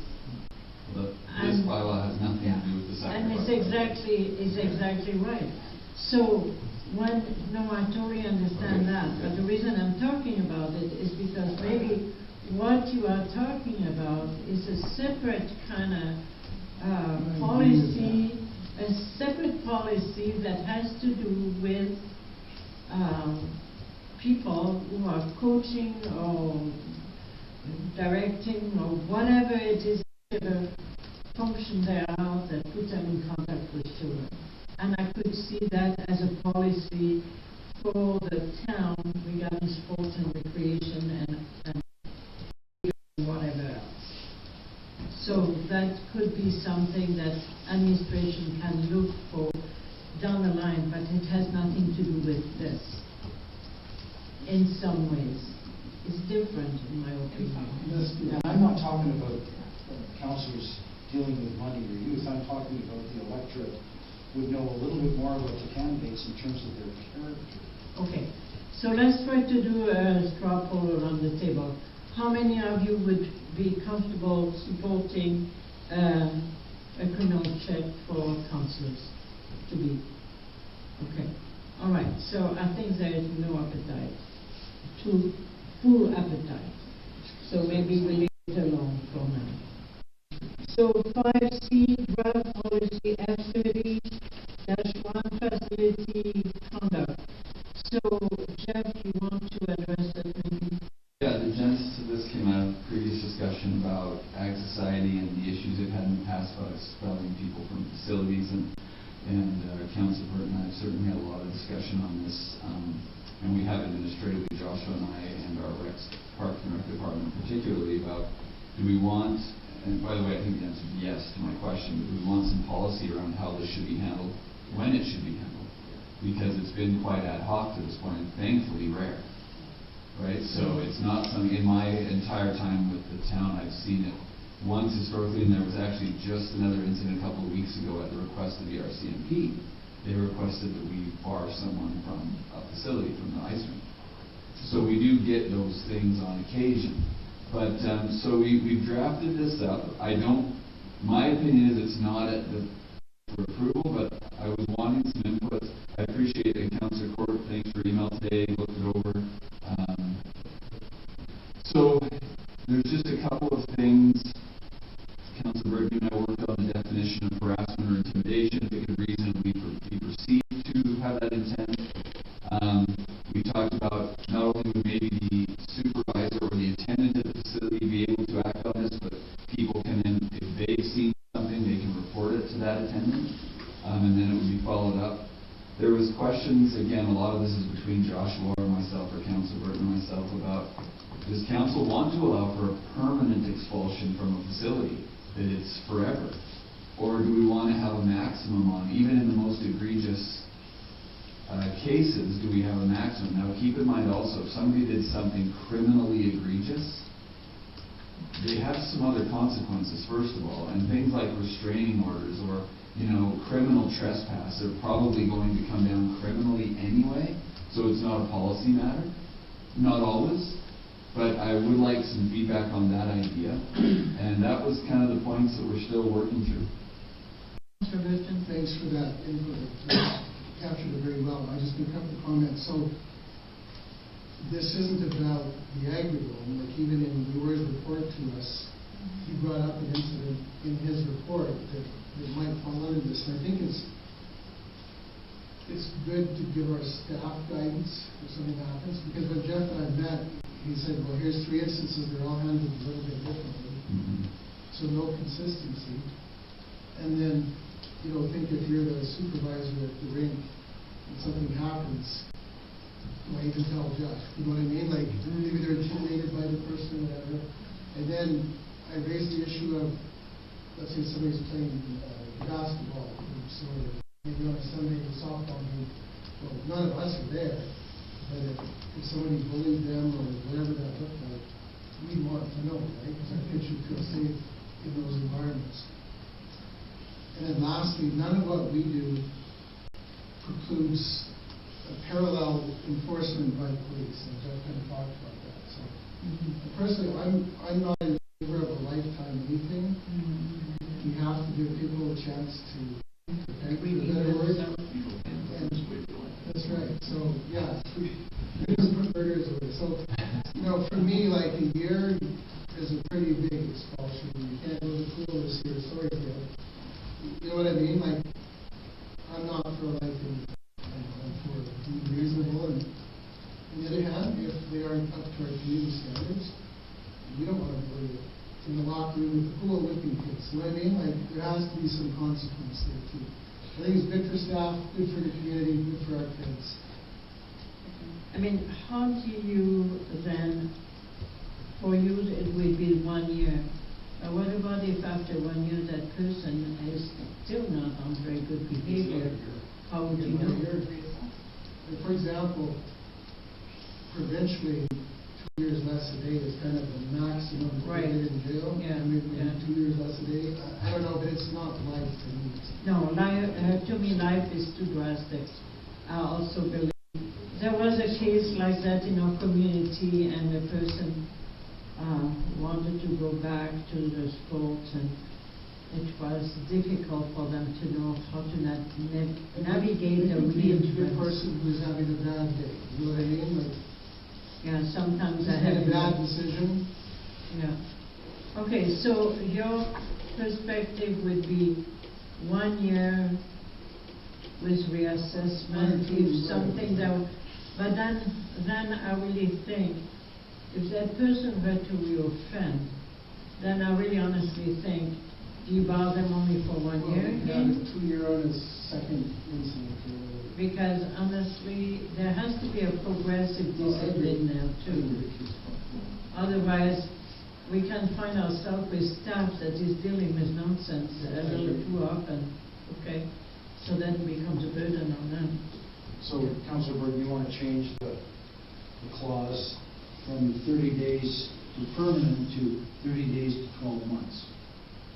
On a first So, inspection. just, unless they've changed it, the bylaws of the Ag Society allows for a permanent expulsion. They changed it. Have they changed it? Okay, because I was going to say this would be. Okay.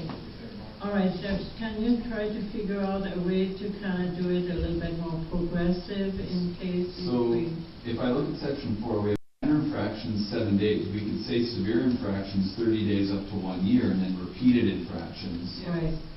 longer. Yeah, right. You know, I think that could be something quite Okay. Yeah, yeah. Yeah.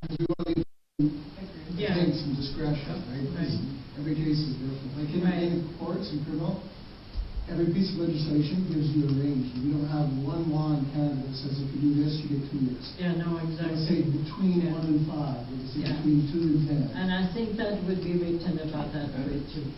Okay, so Any thank you other- very much. Any other comments in there? Otherwise, are you fairly comfortable? I think it's fairly well written. Okay. Thank you. We'll get it ready for approval first reading. Okay, Jeff, you want to help us with the next one? I really don't, You- actually. It's awful. But yes, I will, Well, because I have but to. imagine if it's awful for you, guess what it is for us, I actually right? printed it because I didn't want to scroll Yeah. this on the screen. Okay. So, we have a lot of schedule amendments in our electrical distribution bylaw. But what I thought I would do is, I just want to give you a summary of each of the schedules, what they're changing. If you wish to drill down on anything, I'm happy to do that. Well, I'm not happy to, I'm willing. I'm willing to do that with you. But let me explain a couple of things. Well, no, let me get to the schedules, and then we'll talk. So, the first Schedule A proposed to be updated is the distribution tariff rate schedule. This is the distribution charges that we as a town charge our customers. And the goal has been, and you're the board of directors here, but the goal historically has been to maintain as reasonable parity with the forest rates. So we are looking at really, really minor changes this year. We are projecting on the average again, please remember, 2.1% on residential, 1.7% on small and commercial, and medium commercial is flat or 0.6% reduction on the average, which puts us at 99.6% of parity, 99.9% of parity, and 102.2% of parity with forests. And I recognize we're working at tens of thousands of steps when you get into the bylaw, but the point is trying to remain in parity with forests to generate the most amount of revenue from the system while being competitive if you move out of the community into a competitor's area. So that's what Schedule A is contemplating, is those minor changes for parity. Schedule B and Schedule D are both just, they're looking at what are called retailer terms and conditions and customer terms and conditions. So in the town of Cardston, we approve the retailers that can function in the community, and they have to abide by terms and conditions. NMAX Power and Energy manage those retailers for us for the most part. And so NMAX recently changed their terms and conditions, largely risk mitigation clauses and security clauses. We're simply mimicking those changes in our terms and conditions. So in this case, we're trying to have our terms and conditions as closely aligned to NMAX as possible because they manage those customers for us. So that's the other schedule. Schedule E is a fee schedule. Now this is if the linemen get called out in the middle of the night because someone needs an emergency reconnect, but the biggest one is the connection fees into the system, and this one I do want you to be very, very clear on and make sure you're okay. In fact, let me just go there very quickly, but essentially what we've done, we've run into some challenges. We've had a set fee for connecting. So there's a residential connection fee, and it's the same regardless of the complexity or costs of your connection. So, and I don't mean to pick on anyone here, but I'll give you an example. We had a residence for the first time that wanted a 400 amp connection on their home. Well, their cost to connect them were 3 times greater than the connection fee. But the connection fee was set, it's fixed.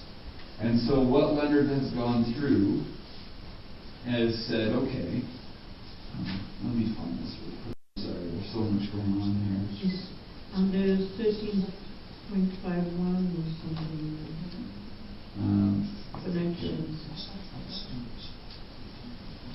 So what we're saying now, what we're proposing now is we have a reduced connection fee plus the estimate for parts and labor to connect. So you would pay, I'm just going on, we say E. So you would pay, for example, I'm going to find it for you here.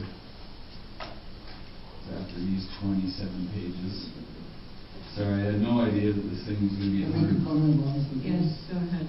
So that's my understanding of what the chief non gas is, for example. So in the old days, it was just 3,500 to cut. But now, it's no longer 3,500. And so they have a fixed hookup fee that's your minimum, but then they have a linear fee as well. That it's, you don't always get it, but let's say, like one of our projects, they had to come here to be free. Well, we're not doing that for a hookup fee, right? And that makes sense to everybody. It makes sense to us, it makes sense to them. So I think your concept, regardless of the numbers, is right. We have a hookup, which is the basic, and then if there's some linear function or electrical, some heavier cable. Customized. Whatever that is. Over the standard. Right. And that makes sense. I really think that the way it should be a fixed base and then customized rate according to the project that is being handled. And that, I think, makes total sense. Sorry, Council, my stuff got a little bit mixed up. That's exactly what we're after. So the connection fee is $1,500 is what it's proposed. And then it's plus the cost of installation, and that just captures, we will quote every connection individually. Now, in established communities in town, they'll be very, most will be the connection fee. The infrastructure is already there, we don't have to change anything, they literally go put the meter in, flip the box. So for many of those simple ones, it'll reduce the connection fee, it brings it down. But we've got to hit pretty good the last couple of years with complex connection fees. Why would somebody need 400 amps in the house? That's got to be a business. It's not. It's. What are they powering? Yeah, I would say their grow-ops or their business, but I'm not 100% sure on that. How do you think that it didn't? No, I know who it is. There's nothing nefarious about it. It's a very large home. They've gone pretty much all electric in the home, EV chargers, no natural gas, electric heat, everything electric. And so that was their decision. And so, to be honest, if I might, as a distribution provider, those distribution transmission charges are good revenue for us. That's not a bad thing. Yeah. Yeah, I like the fact that these are flexible, because why would we tell somebody no if they're willing to pay for it? And that's helpful. That's right. Let's not preclude anybody from coming here. I totally agree. No, I know. All right. So, not is that a little bit more, Jeff? Do you want to? So again, just the tariff rate schedules, which are essentially the same thing as the rates we talked about to be competitive with Fortis. And that's a few little default supply. Oh, I do need to mention, sorry, the default supplier tariff terms and conditions. So you might have heard in the news about the rate of last resort. So you might be more familiar with the term RRO, the regulated rate option. So the province has always had a regulated rate option for anyone who's not on a plan. So if you decide you just want to be on the floating rate as it's often, you're on the regulated rate. The regulated rate over the last couple of years has seen anything from 6 cents to 35 cents. It got crazy volatile the last couple of years. And so people got heavily penalized if they weren't on a plan. The province is ideally to be on something a little more consistent. Retailer is preferred. Even if you have a floating plan with a retailer, that's not too bad. But many people can't a retailer. terrible credit. No one will take them on as a risk, and so they default to the regulated rate. The province came out and said, we're tired of the volatility to customer business, so we're going to create the rate of last resort. So they gave it an ominous name at best, telling you it's not where you want to be if you can help it. So as the distribution owner, we are the RRO or the roller, they're calling it rate of last resort. We're the provider for that. And so we need to change our bylaws to mimic the new roller legislation. Now the thing with the roller that's interesting is, so NMAX did this on our behalf. We had to work with NMAX and ATCO and one other, I forget, the big distribution players for us. And they collectively came to agree about here's the rate that we should have as the roller rate, because it is now fixed for 2 years. Shem, it's like 12.5 cents. Does that sound right? Yes. Yeah, so they're saying it's higher than the retail offerings out there, but it's not punitive. It's not as punitive. And so this is now the rate for 2 years, and then it has a reopener in 2 years where it can move up or down by 10%, but that's it. So they put parameters on how it can move even after 2 years. Now, when we have lots of time another day, we can talk about the risk as the roller provider for having a rate and a market price that might be dramatically different from time to time. We do not have a lot of RRO or future roller customers. This is fairly mitigated for us. It's keeping me up at night. I'll put it that way. But maybe not tonight, but in the future, if I start to see that material, I will have that discussion another time. So that's the last schedule, is amending the terms and conditions to transfer from RRO to roller. Okay. So if I understand correctly, thank you, Jeff, for powering through this. It's a little complex, I must honestly say. But you want us to consider 3 readings. So we would do first, second, allow for third and third. Councillor. Councillor Brown was starting, can she do 1? You will do 2, second reading. Go ahead. I would like to receive first reading of bylaw 1649N, electric distribution bylaw amendment. Okay, all in favor? Thank you, Councillor Jensen. I'd like to do the second reading for bylaw 1649N, electrical distribution bylaw amendment.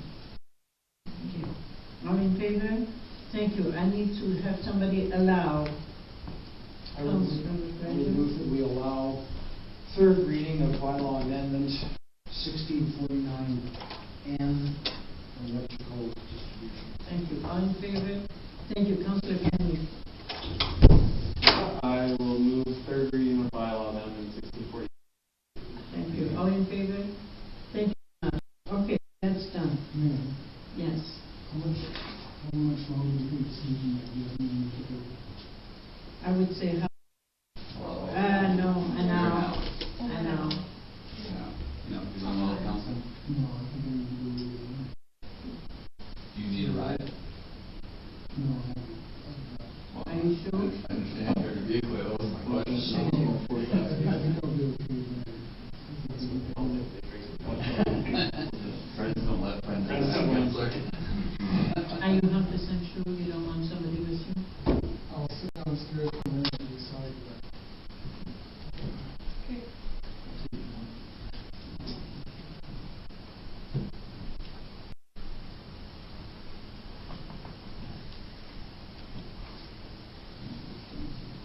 Okay.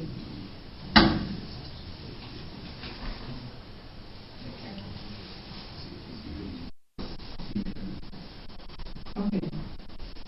All right, let's go with draft bylaw 1693B. Thank you, Councillor, and Merry Christmas. See what a discussion about a tariff bylaw does to you? Puts you right out. Knocks you out of the meeting. Okay, so this is a garbage and recycling bylaw. We had done first reading. Did we do second? I'm not sure. Second, third. Okay. All right. Nothing has changed from what I noticed. Correct. So, Councillor Cole. I'm the second reading draft bylaw 1693B, the garbage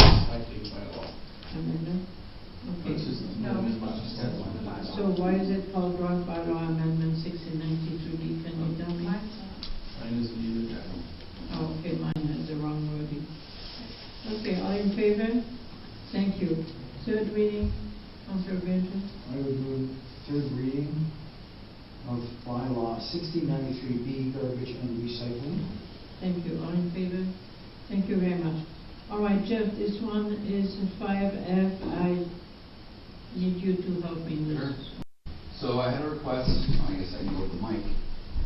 I had a request, which I put in the package. I got an email from my attorney. They are requesting approval to book some league games. So the challenge here is the bylaw specifically states playoff tournaments, but it also says council has discretion. Right. They are simply looking to schedule some of their league games on Sunday, and so I had to bring it to you. Yeah, they've done that before. Last year, I remember right. I think it was for their playoffs. I don't think it was for regular season. Okay. We discussed this last year. I think as long as the staff is willing, we'll okay. If the staff's not willing, then too bad for them.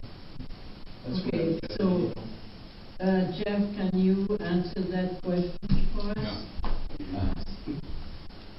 So one of the folks we have this year is Terrace, who works for us in water wastewater, is also a hockey hat, and so he is willing to be there for the games if council's okay. But I think our other staff maybe too, but Terrace has been volunteering to say if this. Yeah, he has been trained on the Zamboni, and so that we do have someone who's willing. Yes. Okay, all right. So in other words, it will put no pressure on the staff. So two questions, kind of for you. Willing meaning being paid or just doing? They're paid in Because last year we lieu had a situation where there was nobody that was a part of it, but we needed gas, like a worker, and they just had to pay their fees, like their wages. Yeah, so what the policy says is that if we're paying, say, somebody overtime or get called in on a Sunday, then the rate minor hockey pays for that time is higher to cover those costs.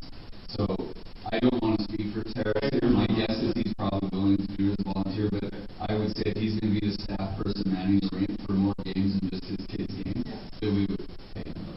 That's my feeling. So it's like we or they? Well, yes and yes. Okay. We would, and then we would bill them. Yes. Okay. Yeah. And then my second question is this something that we could just let Jeff handle on a case basis? Oh, you don't want that? Well, you need to decide. I feel like this is going to be coming, like, we're open for Sunday sports, but with the hockey at least, I think they do miss a lot of opportunities to play here on Sundays.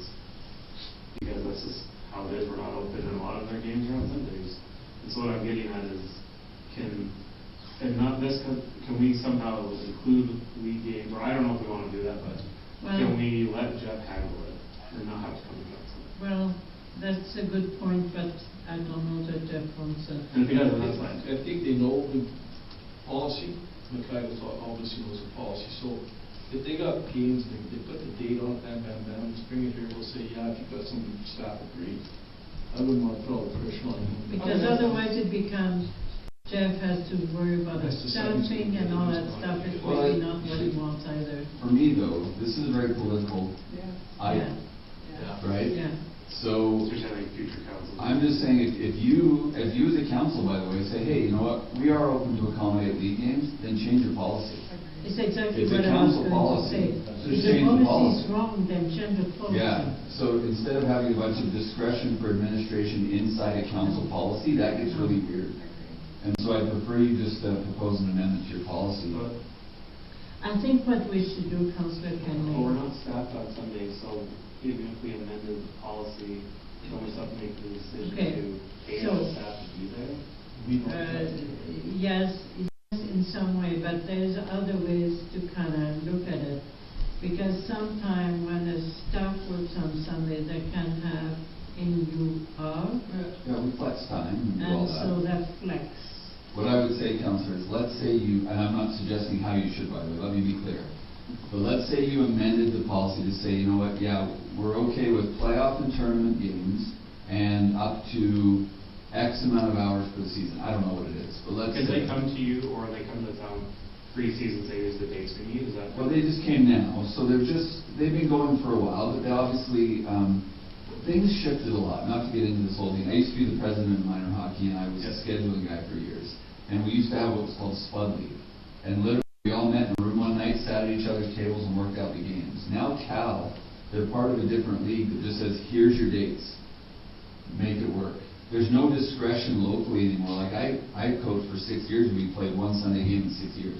Because I had discretion over it. The local team has very little discretion now, so it has been challenging. So my thing would be like a policy that might read, that will allow Sunday games on an exception basis, provided administration can staff appropriately.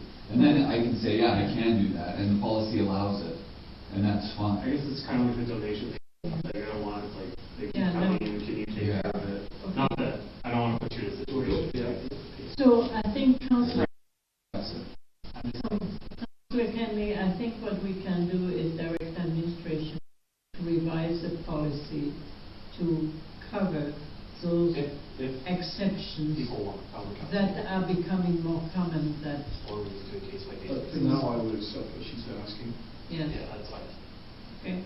All right, so can somebody pass a motion? I'll make that motion. It's a resolution. Yeah, it's a request. Yeah. Now you got me all flustered here. To consider the policy waiver on Sunday facility use. Are we just talking about this one time, right? Yeah, I will make that recommendation or resolution, yeah. For the request of minor hockey. Thank you. All in favor? Thank you. All right. You guys see what I'm saying? Like, Yeah. No, and you correct, Councillor Kenley. If every time it comes back to council, something is wrong. Look at the policy. So the policy needs to be revised. Okay. And good for you. By the way, Mayor, I'm their appetite to direct administration to. That's what I was trying to review the say. policy, bring a new draft to council. That's what I was suggesting. Councillor Kenley, do you want to? Yeah, I'll make a motion for administration.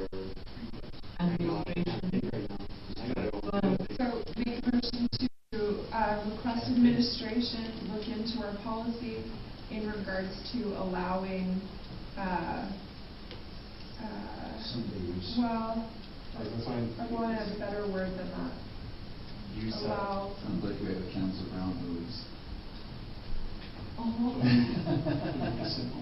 Well, I You don't want to just, go I don't outside want, the scope. yeah, that's not what I want to, that's not the goal. So I want to say, just to look into the policy. Direct administration to look into this policy and bring back information. Review the Yeah, that's policy what I want. in light of the request. Vote. Let's go. All in favor? Okay, let's go on to 6 other business. We have a letter to Blood Tribe, Chief and Council, who have. I would like to direct administration to, first of all, letter is very well written there, and it was also on the town webpage, congratulating Chief and Council. That was beautifully written as well, so kudos to you. Direct administration to. Kudos to them. Kudos to Shem. And Shem. Kudos to all of our people. Okay, direct administration to send this letter to Blood Tribe Chief and Council, congratulating them on the election.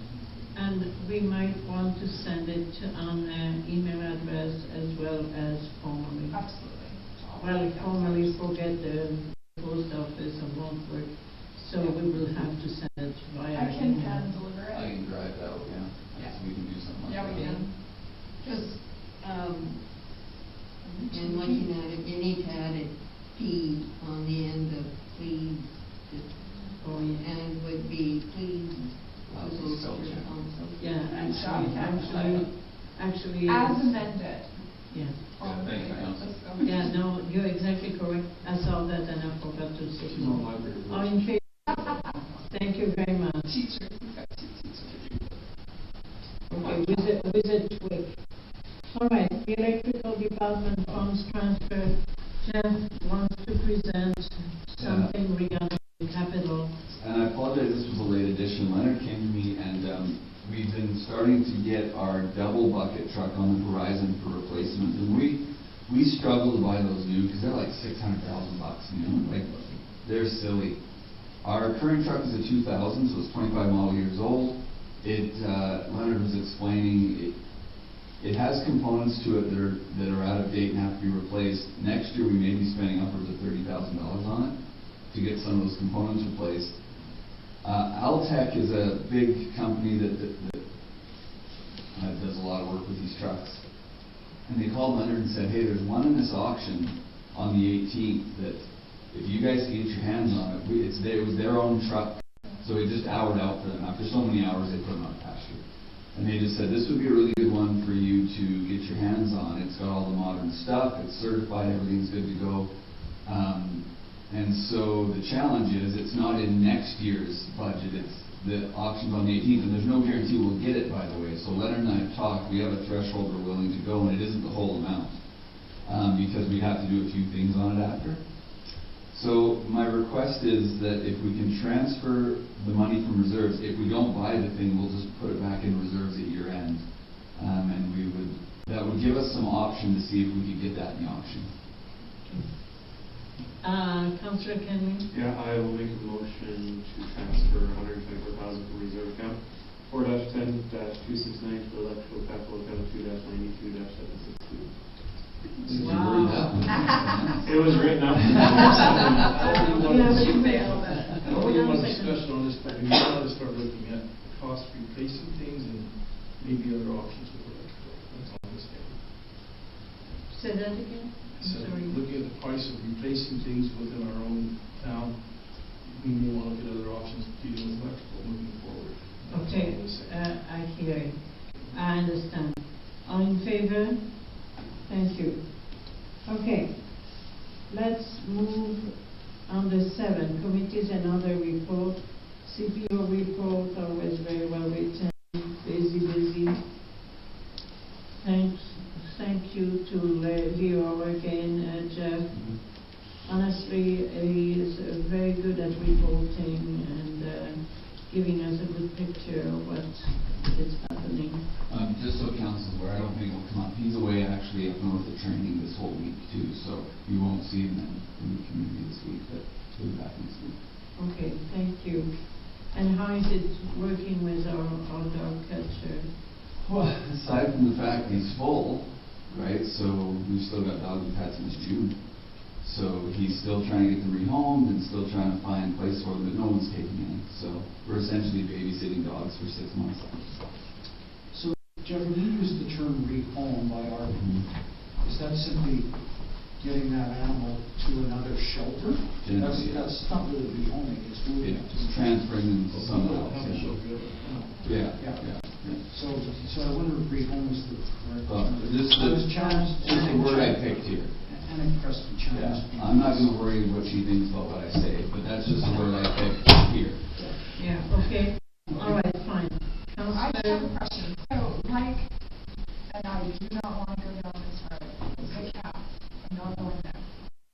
And, like the cat, where we have reached out to the county and have been able to find homes for some of the cats, have we reached out to the county in regards to dogs? Rehoming the dogs? So when we say the county, we're talking about individual residents. Sorry. Yes. No, fair enough. I know that Gary, one thing Leo said that Gary's doing really well is building relationships with places for animals to get going. Because to me, hearing that there's a dog that's been in the pound since the summer is completely inhumane. Even though we take very well care of all the love. You might have seen we're building some new kennels outside, so you got more space outside and things like that. But it's still just hard. Yeah, it is. It's really sad. All right, thank you so much.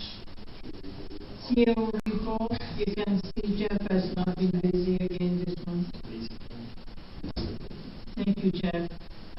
Thank you. You do a lot, and we appreciate it. Then you have the November 30th budget to actual, we right on the schedule. Any questions for administration on their aid? Correspondence, you can see there is none this term. And allow us now to complete the